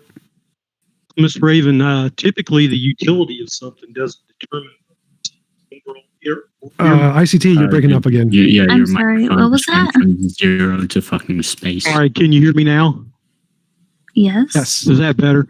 Okay, Yes, I was just gonna make the comment to Miss Raven that typically the utility of something doesn't determine whether it's moral or immoral. Something that's immoral can still have utility, and sometimes the term like necessary evil is applied to it. And for Mr. Larry, I had a question about people that are convicted of felonies, sometimes even violent or beating their wives or whatever. I can't think of the term now. They are often eliminated from the ability to own or possess a firearm, which is a Second Amendment right. Well, what are your thoughts on that? I have great trepidation about that because for better or worse, the Supreme Court has interpreted in DC versus Heller that you have an individual right of firearm ownership. So what you've done is you've taken a significant number of Americans and you've deprived them of the ability of self-defense. So if owning weapons is also important, and it's the way one defends themselves and their families, and you take what's the percentage of Americans that have felony convictions? That's a huge number. All of a sudden, people like Martha Stewart, who lied to a federal investigator, she can't lawfully possess a weapon anymore. So I have great problems with that. If weapons are self-defense, and if they keep people safe, I don't know how we can tell a person after they've paid their debt to society, particularly when the debt involved the misuse of a weapon to begin with. I don't know how we can tell them they can never protect themselves or their families again. I have great problems with that.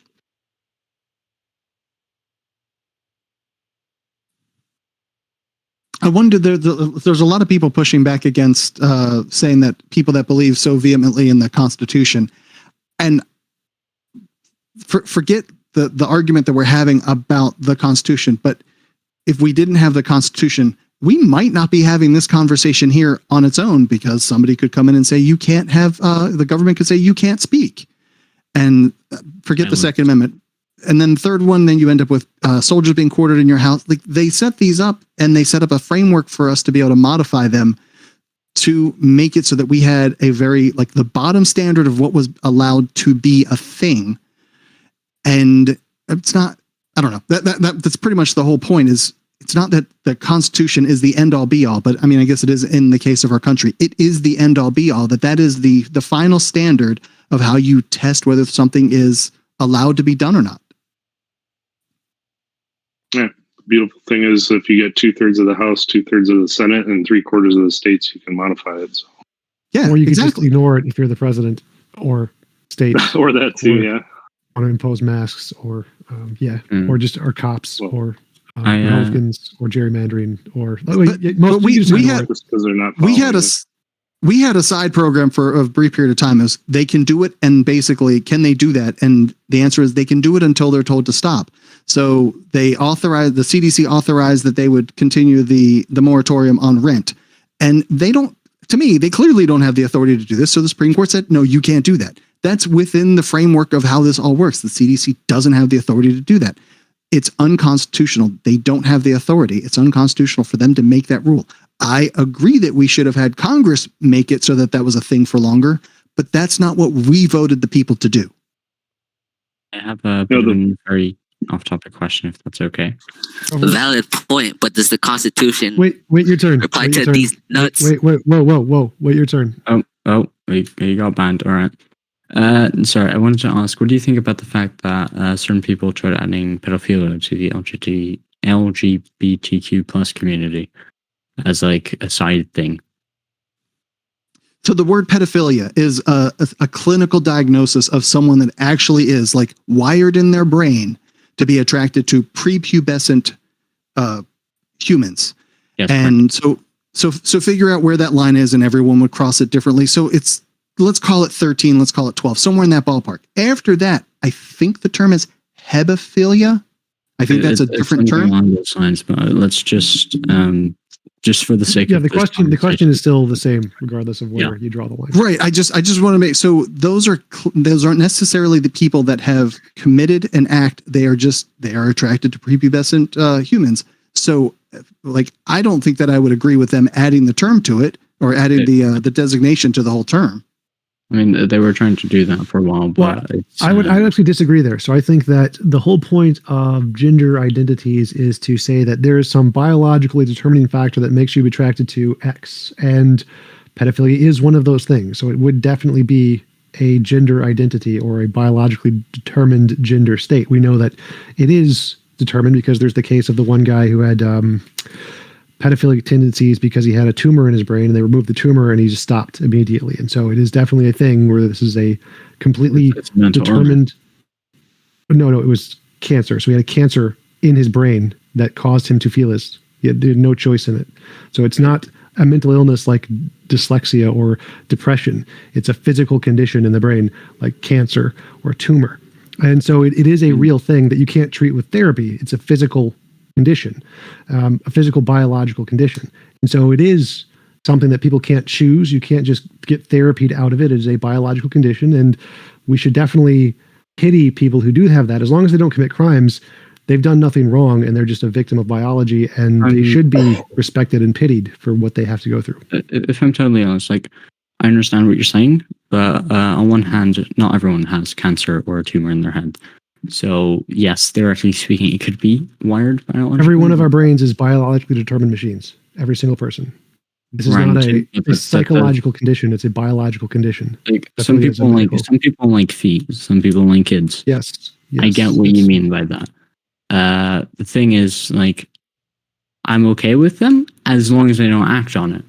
Yeah, absolutely. Like, you can acknowledge it, but as long as you don't act on it, then that's all the LGBT community was trying to do, was to acknowledge that these are feelings that they have. They are legitimate. As long as they don't act on them, then we should acknowledge and pity these people, not demonize them just because of the fact their brains are wired a certain way. So I agree with you that as long as they don't act on them, we shouldn't demonize those people. And I agree with the LGBT community that we should respect and acknowledge that they do have those biological desires, and as long as they don't act on them, we should try not to hurt them or demonize them and be understanding of their condition because they are victims of biology.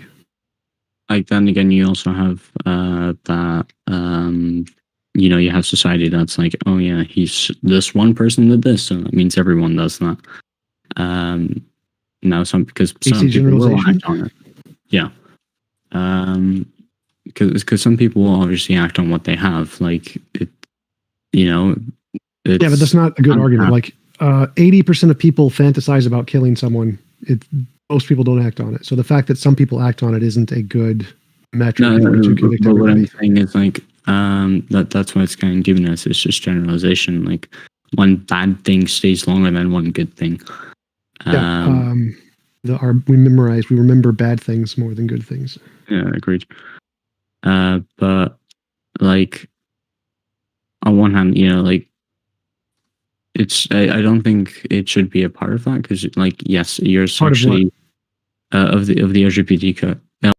I can't fucking say it. Gender identities, yeah.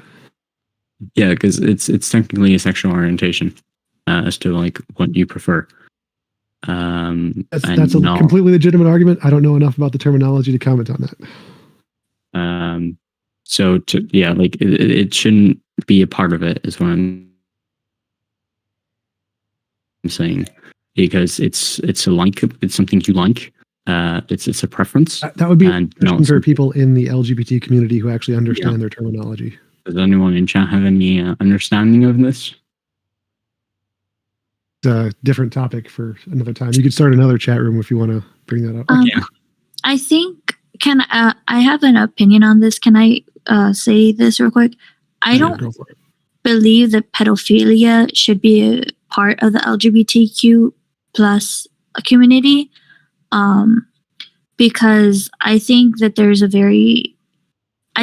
a difference between normalizing pedophilia where adult is with a child, because a child isn't able to make mature and good decisions in a relationship because they're very easily manipulated and groomed, and can cause like a power imbalance in a relationship. Whereas in a LGBTQ plus relationship, it's usually between two understanding, mature adults who are aware of each other and have their own self, and their mind isn't as malleable to be subject to change or be subject to like a form of abuse or a power imbalance. It's easier to get out of a relationship with another adult. We agree with you. We're not talking about actually allowing relationships. We're saying we acknowledge that they have the feelings, and as long as they don't act on those feelings and don't actually start any illegal relationships, and we will acknowledge them as human beings and pity them and not demonize them. So we agree that they shouldn't actually have relationships with kids. That's bad. But we do acknowledge that they have the feelings and they don't have a choice in those feelings. All right. Okay.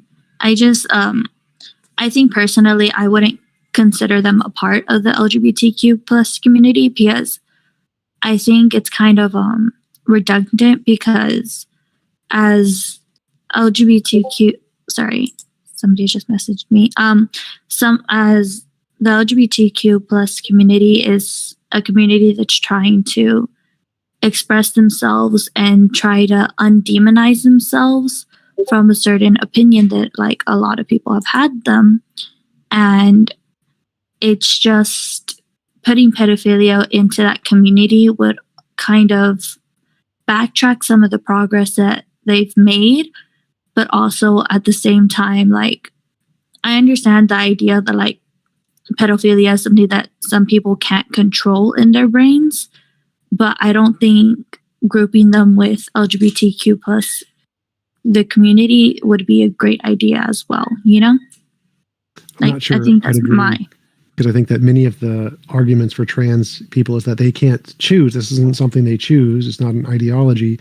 It's a biological thing that they have no choice in, just like being gay. So I think there's a similarity there. But does anybody else have any questions? So we have some other people who joined the stage.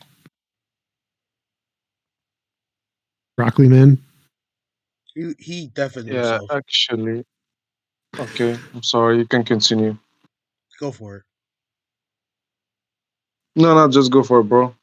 You're before me. No. Yeah, Frank is a host. Yeah. I was just saying that he had deafened himself. So. Yeah, I just only have you are talking about pedophilia. So let's just me say this. Let's say that your little brother or your son got one of these situations. What are you gonna do about the pedophilia guy? Do you know about this or not? So he'd go to prison for doing his time, and then. No. You're talking about his feelings, because you said before TJump, if I recall, you said that he had no choice of doing that thing. You know. No, you have no choice of the feelings. Your actions you have a choice for. So feelings you don't have a choice. Actions you do. As long as you don't act on the feelings, you've done nothing wrong. Okay, that's good. So you agree that they shouldn't do that in first place. Yeah, we Because all they said have that. the right. We all said Yeah, that. we did- We all said that you shouldn't Yeah. act on the feelings. Acting on the feelings is Yep. bad. As long as you don't act on the feelings, you've done nothing wrong. But why they did this? Why they do that? I mean, what Mm-mm. seems to be the reason? I mean, why can't they just go and fight 80 years ago a girl or some 20, 25 girl and talk with her? That's something not how like that. biology works. This is Like- literally Yeah, not how I know, biology but works. why? But why? What seems to be the Because reason? because your brain is determined by the physical structure inside of your brain. You don't get a choice in it. So you say that he was born with it. Yes, that is a thing. It's called biology. Oh, you know a lot more about this kind of thing than I do on that. I wouldn't even begin to try to have that conversation. I'd like This to. leans more towards my expertise is the biology, physics, science area. I'd I'm like less in the to policy. input on what I've seen, if that's okay. Sure, go for it. All right. So what you're saying is that why won't they go for someone older? Truth be told, we're not entirely sure. At least I'm not. Like, yes, biology is a factor in this, but what's also a factor is that young children are usually easier to get close to, easier to get a relationship. That's irrelevant. So completely irrelevant because it's sexual attraction, not psychological attraction. So the easier part is irrelevant. No, true, but that does answer why they would go for that instead No, of. it doesn't. So literally, like you have easy access to paper, but you're not sexually attracted to paper. So the fact that there's ease of access doesn't make you sexually attracted. It's completely separate. Granted, Oh, there's a but- book over there. I have easy access to that book. Am I sexually attracted to the book? No. Sexual attraction doesn't work just because of ease of access. Now, what is your complete basis for that? And I'm not trying to challenge you to be cantankerous, but if you have, now let me try to make a little more sense. I was attracted to what's the singer's name? Britney. Spears? Yeah. Okay. I didn't have access to her, but someone who looked like her, I could easily been attracted to them had I had the access.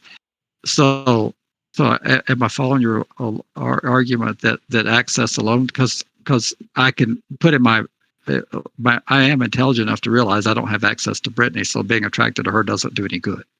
Yeah, so people can be attracted to someone you don't have access to more than people you do have access to. So just because you have access doesn't make them more attractive. Okay, so the fact that in one of my earlier careers where I did property management, I had all the access to kids I wanted. I had no desire, to have any. I mean, it didn't change my desire of who I wanted to be romantic with. So your point is that access alone, okay, I can buy into that. I mean, Yeah, so- what I'm trying to say is, like, if you repeatedly get shut down by someone who's older than you, That doesn't change your sexual attraction at all. It's completely irrelevant. again, I'm just talking about relationships in this case. It doesn't change your sexual attraction at all. It's completely irrelevant. Being No, shot down, the but- number of times you're shot down doesn't make you more attracted to kids. It No, doesn't but matter. as in, like, for example, this person is a pedophile. He is attracted to kids, but is trying not to act on that. So he is trying to go for older people. Because what Michelin was saying, why doesn't he just go for older people? Well, he is attracted to a kid, but if I don't understand the relevance to your point here. Like, if they're already attracted to kids, if they don't act on it, then they haven't done anything wrong. And yes, if exactly. going But for like, older parents what for he's the cause asking of- is why do they act on it? Why do they not go for older people? it's, again, just biology. Like, this is just an irrelevant question. It's the same point that somebody would make about someone that is attracted to same sex. Like I am not, but just saying for the sake of the statement, I'm attracted to men. Well, why aren't you just attracted? Because I'm not. But I am totally hetero and I'm not bashing on anybody that's gay. I'm just saying, like, from that point of view, that's the same kind of, why don't you just go for someone older? If you're not attracted to them, you're not attracted to them. Exactly. Yeah. It's like, why don't people who are not attracted to someone go for the person they're not attracted to? Well, I mean, it's kind of in the sentence. Because they're not attracted to him. That's why. Right. So it's kind of like George Wallace's explanation for why he didn't win. The people didn't vote for him. All right. Anybody else got any questions? Oh, Anybody else in the audience got any questions? me right here. Berthal, go for it. Why do you say irrelevant? So Oh, I'm looking chat button. Yeah. Yep. What? Yeah, a lot of N words in chat.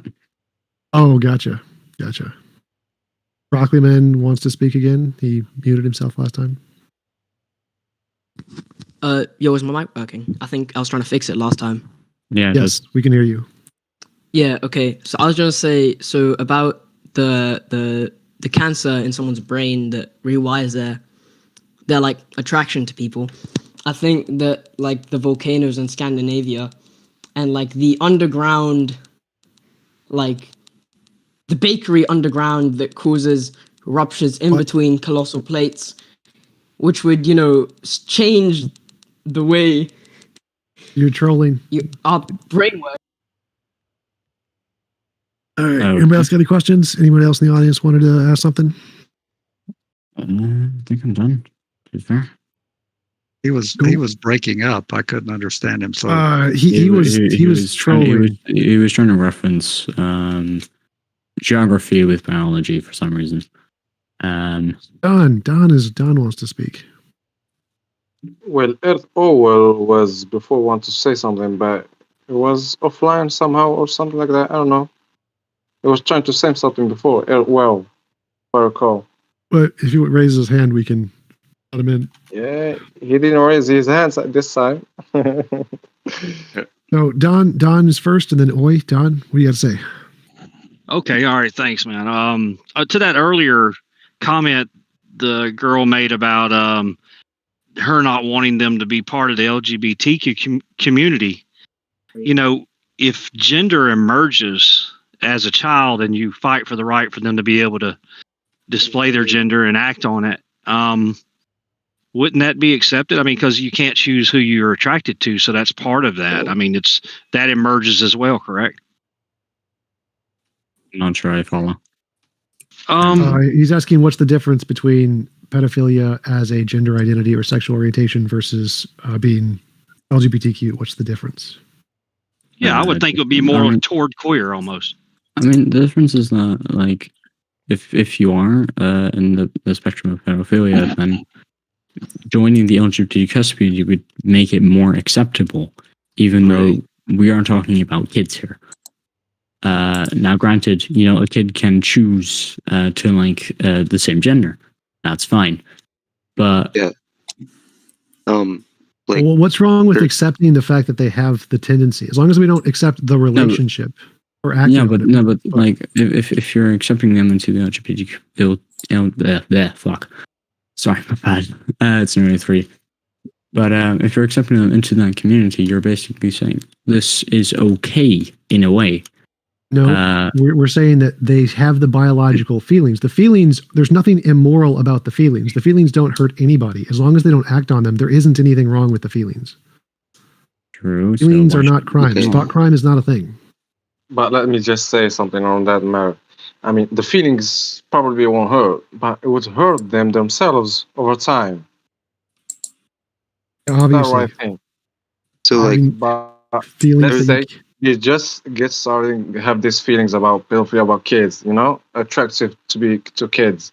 But they will stop these feelings in some point.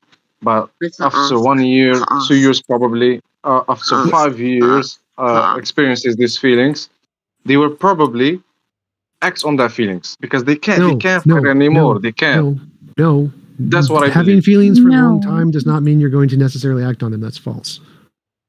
No, feelings can be wrong. Well, like my question is like, there are other groups like necrophilia or like zoophilia that we like don't have in this, like LGBT or whatever, and like we don't include them because like the normalization of those kind of groups or whatever. Like I'm not sure. Like you like there's like a harm from like normalizing that kind of thing. Yeah, well, TJump said biological. Like, there's no evidence it's biological, so that's just a presupposition. No, it's proven factually. We know. Where is it proven that Warren because we have Stop. So we have cases of people who have brain tumors who are literally caused to have pedophilic desires from the brain tumors. We know it's in the brain. We know. Yeah, I've heard about that. I remember that. That was a case out of the South. Like somebody got hit in the head, and I understand no, they had that. a brain tumor. They had a brain tumor. They weren't hidden. Well, maybe that's the case, but I mean that even if I grant that, that doesn't show that every case of it is explained by that, right? We know every single brain is determined by the chemistry in the brain. I'm sorry. Can I disagree? Your opinions don't matter here to neurology. Everyone in neurology agrees. Well, with this. it's not an opinion, then it's a fact. No, your opinion is irrelevant. It is a fact that our brains are determined by biology. That's the consensus in neurology, cognitive science, a philosophy of mind. Everywhere, this is the science. The science is proven. Well, let me ask you a question then. So, sure, go for it. Well, let's suppose somebody's brain is determined to be religious, right? That doesn't rule out the possibility that other people are religious for reasons, right? Well, if every one of our brains is determined by our biology, because determinism is true and our brains are physical, then yeah. So reasons don't actually cause you to do anything. You're determined by emotions mostly. But it would be possible if reasons could change your brain states. Yes, they could change your belief structure. I'd like to add something, please. So the fact that you have one case where it's shown to be physically determined. B33, this isn't a God debate. A million cases. B33, stop. This is not a God debate. We're not talking about whether the brain is determined or not. The neurology is. I never mentioned God. So we're just. It's a different topic. Talking about whether the brain is determined is a different topic. We know the brain is determined. If you wanted to have questions related, I'm happy to be quiet and listen, but I never said God or anything. Well, I don't want to talk about whether the brain is determined. This is a different topic. I wanted to add something. I also do believe that it's a biological thing. But the issue with pedophilia in the LGBTQ community is that the minor in the relationship, if there was to be one, is a child. So we agreed with you before. There's no relationship here. No, so just it's accepting because it of the wait. So accepting it in the LGBT community is not accepting them having a relationship. It's accepting that they have the desires. It has nothing to do with the relationship. There's no acceptance of the relationship. That part's we're not accepting. Yeah, I'm aware. It's just the reason that it's not considered as sexual orientation or exhibitionist disorder is not considered a sexual orientation or a fetish.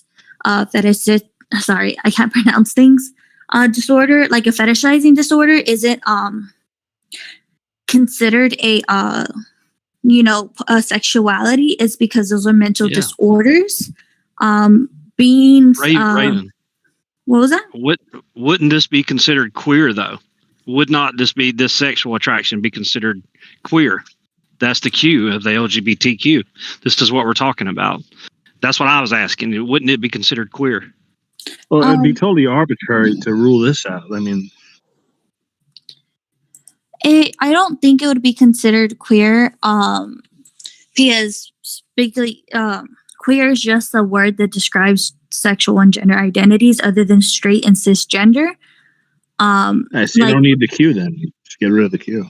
Well, the Q is kind of a broad thing for for saying lesbian, gay, bisexual, transgender people may all identify with the word queer, but I don't believe that the pedophilia itself would be considered being queer.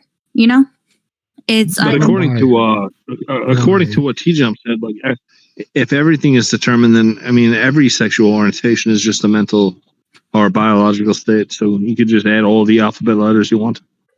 Not necessarily. So the movement with the LGBTQ community is that two consenting adults who are mature and who have this, you can say. How do you define consenting adult? Consenting adult is someone who is of age to consent. Is grew up with the idea this is who I am, and isn't easy to manipulate mentally. The issue with Why do you keep bringing up? pedophilia. Why do you keep bringing up the relationship? You could have a full. No. So I don't know why you keep bringing up relationships here. We're not talking about the relationship. We're not saying that the relationship. Someone isn't gay because they're in a relationship. They're gay because of who they're attracted to, regardless of whether or not they're in a relationship. So whether or not someone's in a relationship is irrelevant. If someone's never in a relationship their entire life, their identity is still valid. So it's completely a separate topic of whether or not they get to be in a relationship. It's not part of the definition. Yes, but it's just not part of the LGBTQ community. Well, the LGBTQ community doesn't ever include must be in relationship with adult. That's not a part. It's not like you must be in a relationship to be gay. It's not a thing. It's the idea that you're being with that you want to be, or that you have an attraction to someone of the appropriate age, not that. So someone who's gay and 12 and attracted to 12-year-old boys, are they not gay? Are they not trans? Are they not bi because they're 12?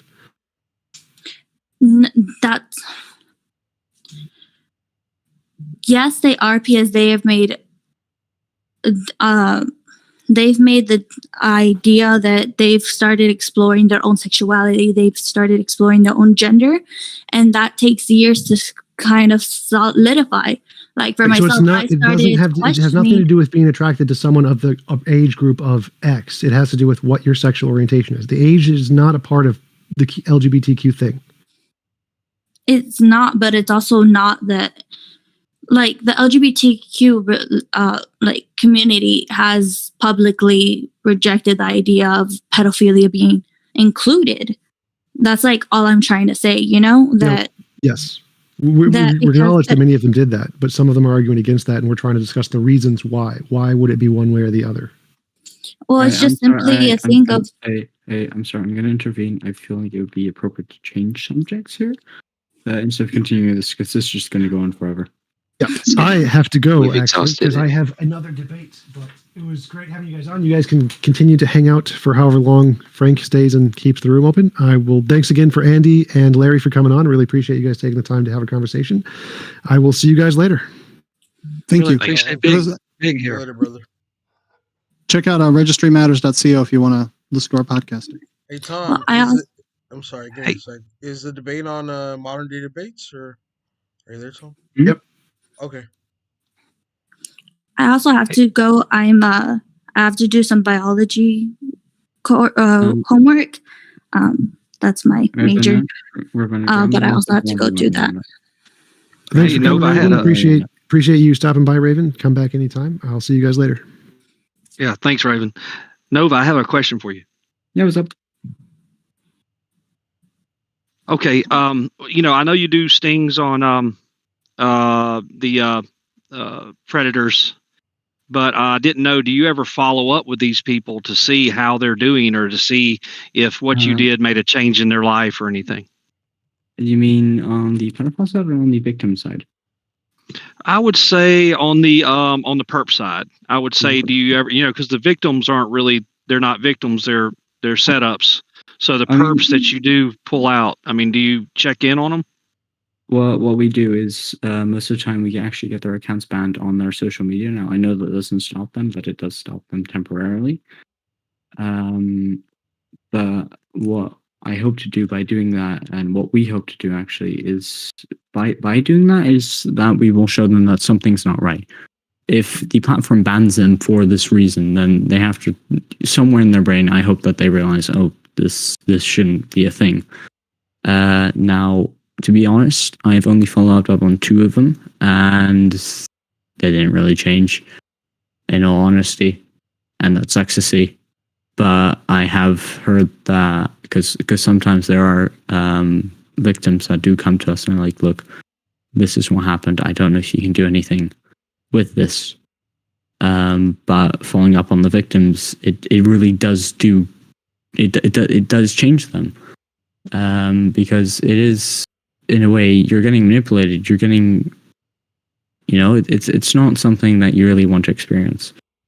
I was I guess I was asking more to your motivation personally. Like, are you there to are you really just kind of trying to be a warrior for protection of victims, or are you kind of riding both sides of the fence where you'd like to see these people change and you'd like to see them do better, and you're trying to, maybe once you expose them, are you giving them resources to try to be better, or are you just, being vindictive? What happens before we actually report them to the platform is that we don't be like, oh yeah, we're doing this. We do give them a page of resources where they can, look into it, try and get some help. And I don't know if anyone has actually clicked on that, but hopefully. But my motivation for this is, it has happened to me before, and personal experience, it sucks. And I really hope that I can, stop this from happening to someone else.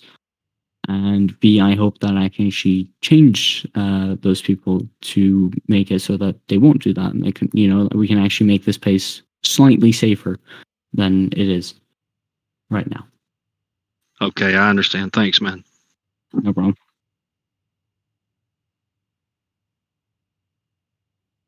What the fuck? Sorry. Any other questions, or Larry? I don't know. You've been kind of quiet. You want to put something on the table? Well, I'm not going to be able to hang out much longer because I have such a full deck of things that I have not accomplished. But I really did enjoy the interaction. I love going where everybody doesn't agree with me, and we did have some good It's always exchanges. great. So I appreciate Thank that. you, Larry. I appreciate it, man. Yep, Larry, you did a great job, man. Awesome. I really appreciate that. And Andy worked hard putting this together. And you have a lovely day, all right? So, all right, thanks, guys. I'm out. All right, All right, bye-bye. have a good day. Hope to see some of you on our podcast, maybe. Well, you can give rest. My pizza is cold. Can we just discuss that? Just no. Anyone want to come in, chit chat? All right, so let's talk. Let's talk.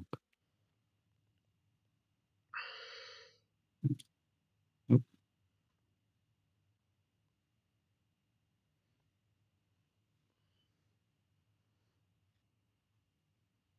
Actually, no, let's get started on this. For example, theoretically speaking, right? What if you had a child and this child was engaging in, talking online, and what if they came across a type that was trying to groom them or something like that? What would you do? Just out of curiosity. I didn't even understand what you said, honestly. So you're gonna have to repeat what you said. All right. Imagine you have a kid and this kid is engaging in talk on social media, and they come across someone that is grooming them, and you figure out about it. What would you do? Get them off that website immediately, or get them to stop talking to that person somehow. And how would you figure that out? Because kids, they're always gonna try and bypass rules. Well, I mean, At least that's what I did. I guess if you reason with them, I mean, you should be able to convince. Just like anything else, if I give you an argument that's convincing, then you will be convinced, because I mean, if you're open to the idea, it's about modifying behavior. Yeah. Certain behaviors should be criminalized, shouldn't it? And they have. All right, Claire. Whatever. Well, a sexual offense is a sexual offense. I mean, that's true. I believe. How would you go for it, Nova? Was anyone talking about that? I just wanted to ask, how would you punish that online? Because the truth is, you really can't. The max you can do is probably get banned off the platform. But other than, there's no real punishment. At least not direct. Well, I think the problem is because this vanilla sex is so cheap. That's why people want spicier forms of sex. So, it'll just go for extreme or forbidden forms of sex. Are you qualified to speak on everyone's sexuality to the point where you can? No, I'm making a general point, Walker. I'm just making a general point. It's not a I'm general not speaking point. of anybody's sexuality at all. So what's your problem? I'm just making a general point. You're not making a general point. That's the point. I am making a general point. No, you're not. I am making a general point. You're making it tangential. Something No, it's not, it's not tangential. It's an How is it outlier. It has nothing to do with the main conversation. Calm down. And what is the main conversation? Calm down. And then, I get you're defending your point, but no need to raise your voice. It's all right. All right, so who wants to go first? I think Claire was talking, so I think we should. All let right, them Claire, finish. just say what you I was gotta making say. a general point, which somehow Walker was suggesting I was making a comment on his sexuality. I don't know what it is, and I don't care. But I was explaining why this sort of thing is going on more than before. And this is what's actually causing concern to people. But I'm glad you were paying attention. So, this is the cause of the problem, the general availability and cheapness of vanilla sex, which is why people want something more. And obviously the solution is obvious. You tighten up on all the other available forms of sex, so people won't go for the more extreme kinds because so much of it is available at a very low and cheap price. You're saying go more extreme. Just a suggestion. More vanilla. What? So you're saying go more extreme to eventually go more vanilla.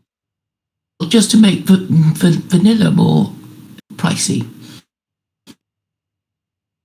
Raise the price of sex so that, it's not considered so easily available.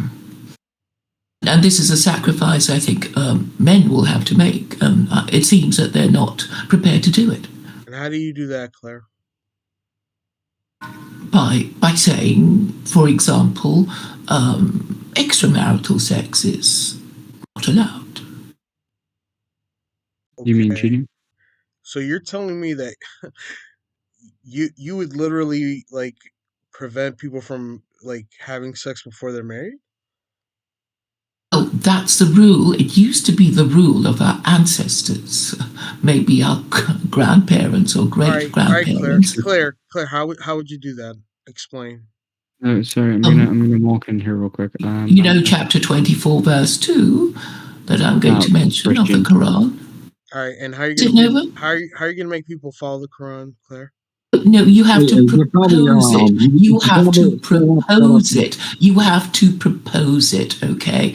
I'm not going to say I'm going to go from, 0 to 100 miles in a second. I'm saying you have to talk about it. You have to propose something be done. And then you, I guess, support that proposal or get people to support that proposal. But now it's just people whinging, oh, these sex offenders are everywhere. The length of the sex offenders register is getting longer and longer, and all we do is just wring our hands. Claire, how do you get people to support it?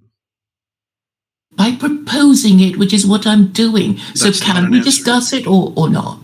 That's not an answer. To me, it sounds like a silly question. You just make them get fired from their jobs, like with a vax.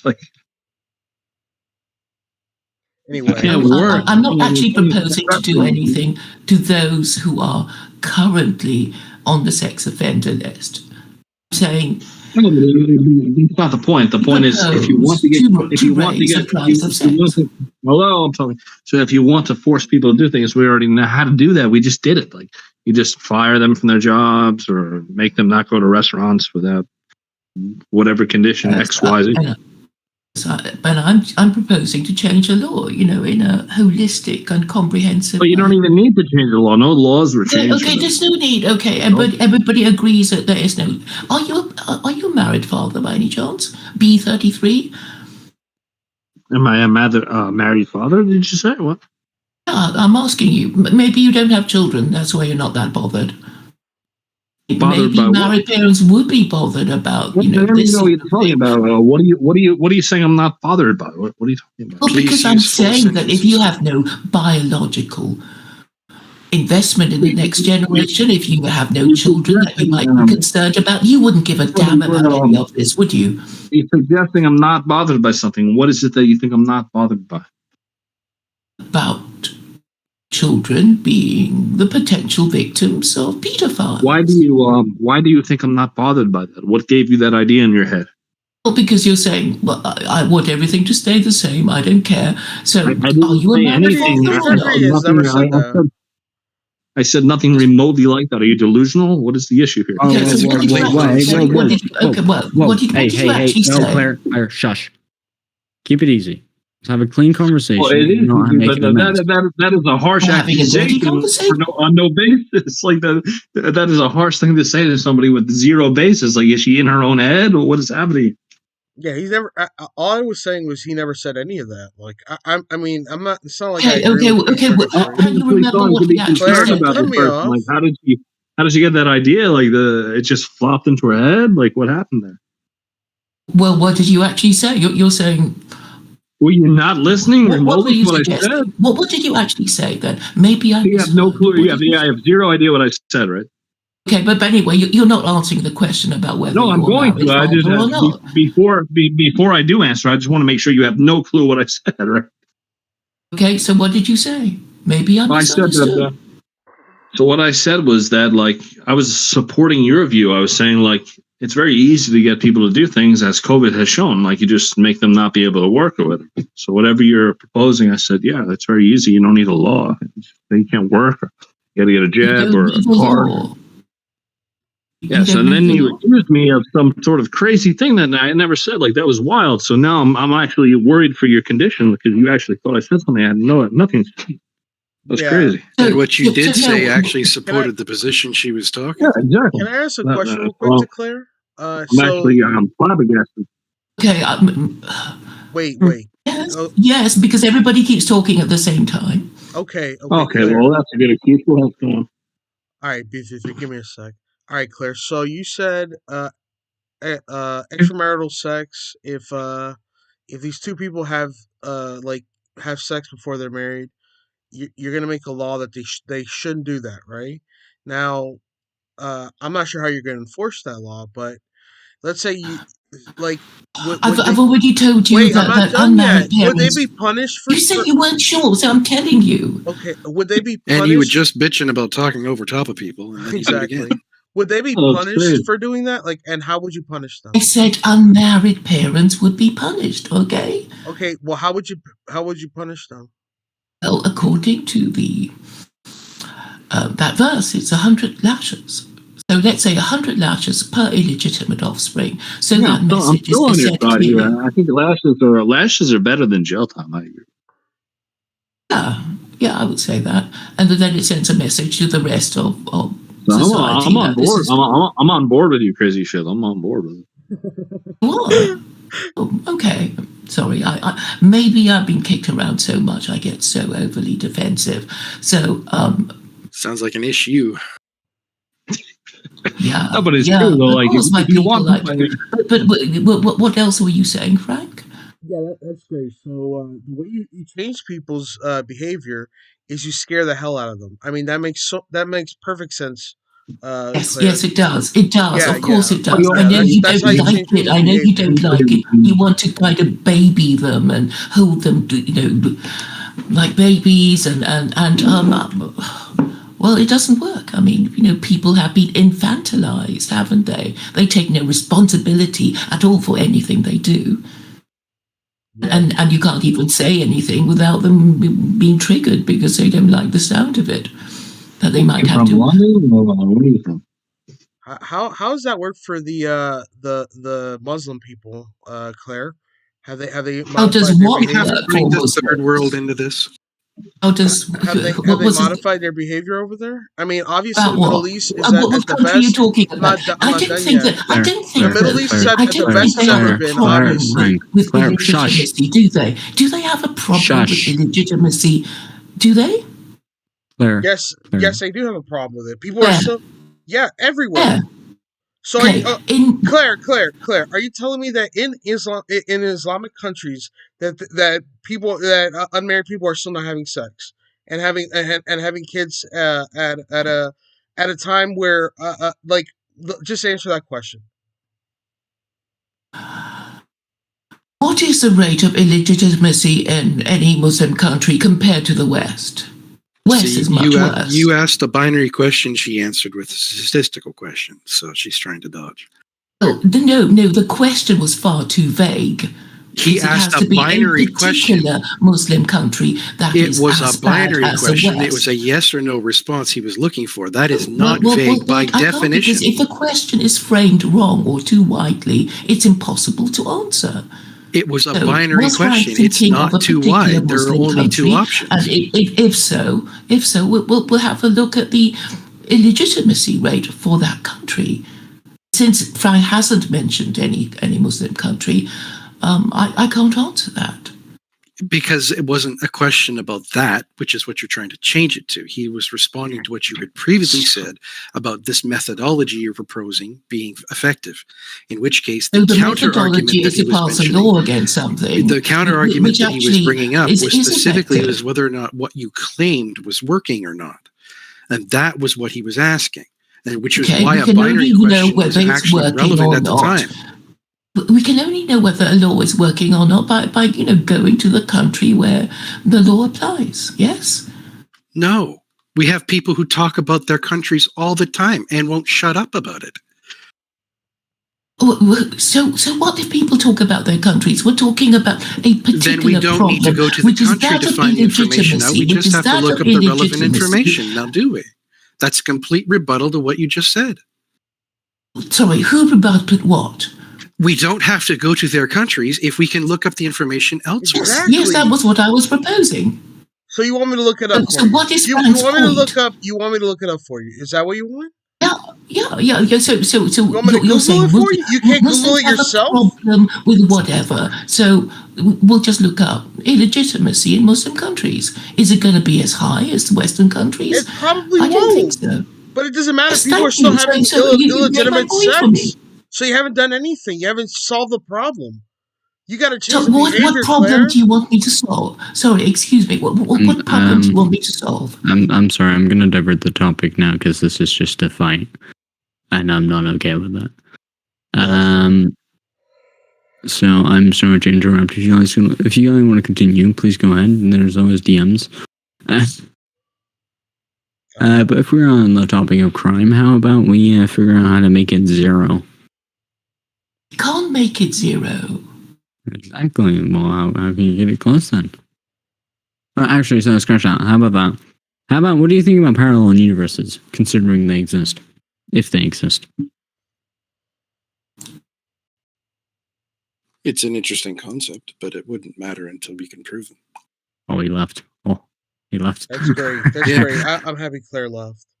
Because her point is ridiculous. I mean, honestly. I'm sorry. It was contradictory. She said we needed to go to the country to figure out what the information was, but then we didn't need to go to the country. We could look up the stats separately.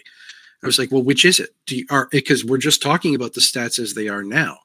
And so do we need to start looking at specific countries or generalities? What are we talking about? And she offered both at the same time. That's the thing about Claire. She believes the way to fix people's problems is to scare the hell out of them. Like that.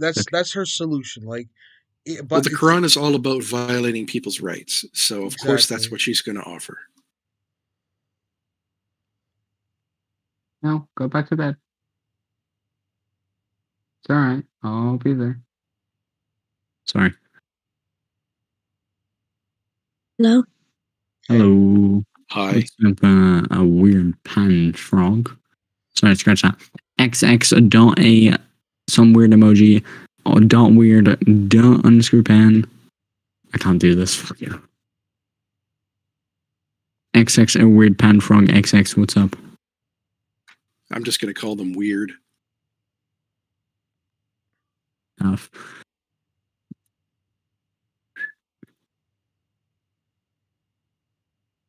Hey, Nova, in your task force to round up ketos, do you need any muscle?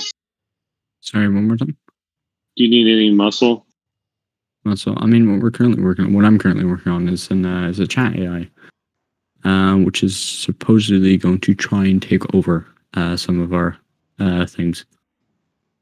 I didn't catch that. What did you say? What I'm trying to develop is an AI, a chat AI, to be precise, that's going to try and mimic someone like that as accurately as possible. It's almost like a reverse Turing test. Instead of thinking the person's a human, you're like a very specific human child or something. Pretty much, except it's a robot. But that would greatly increase what we can do. Only issue being it's against TOS. Has the Turing test been functional even to this point? It's been quite functional. I mean, as far as I've seen tests, it's still not 100% accurate to what someone could say, because you never know what the fuck someone's going to say, especially if they use emojis, because for some reason it doesn't understand that for shit. But muscle-wise, you're like suggesting that you want to help out, I'm guessing. Ethan? Well, I'm assuming that muscle was more or less a help, wink, wink, nudge, nudge thing. Like you wanna actually become one of those kids that's gonna try and find people. I'm down to do some bounty hunting. Got a couple targets for you if you need them. Nah. See you on the dark web. No, I'm just kidding. How much, man? How much? Here's that one. Can I share this one? Sorry, I was going through the case files.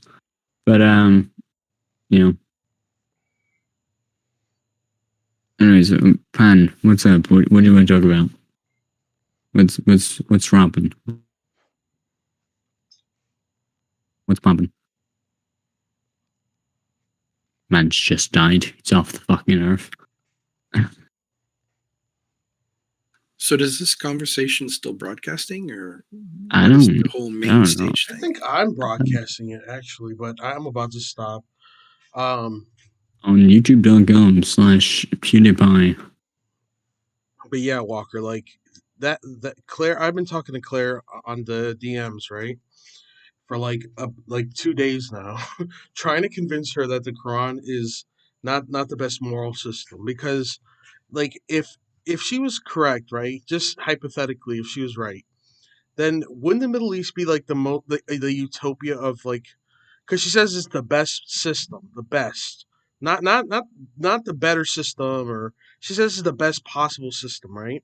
Well, then she's just trolling, because the Quran is a book of divine command theory, and therefore someone who's attempting to remove anything divine from it is not going to have any authority for half the things that it says. Oh, good luck. I suspect she's a troll. I mean, what I've also seen is that the Christian community, gay, is supposedly something not accepted at all. As in, like, it's to the point where it's you're disobeying God. It's what the fuck is it? It's the word I'm looking for. Fuck. Well, anyways, it's not accepted is what I'm trying to say. But there's some of these people are so heavily against it. I'm like, what the fuck? Aren't you supposed to be accepting everyone? There we go. Okay. Oh, that works. Hey, what's up, Glenn? What's bombing? Why does it sound like some dude that was high on drugs? I don't know. I'm up A random topic, just any topic, and I'll try to elaborate with it. We're clearly talking about Christians not accepting gay people or anyone. So I think that's stupid because I'm pan. What does that mean? I don't even know what that means. Pansexual. It's basically if you don't understand what I'm about to say, and just take it as complicated bi. Okay. Yeah, complicated bi. That sounds like an accurate description. I like, took so youtube.com/Frank, and you just, dude, that looks like he's fucking Well, the other day I just learned what the word queer actually means. So. Oh, well, good for you. Yeah, I read a story about a lady or something, and I learned what it meant. Like, I thought it always meant gay, like queer was gay, but it's different. So. Oh, queer is not anything like gay. Well, I mean, it is, but like, it's not at the same time. Yeah, you're right. Basically, pan is like, so if I were to date a boy, I wouldn't recognize like as as it going. Like as a boy, it would be like I would look at personality rather than gender.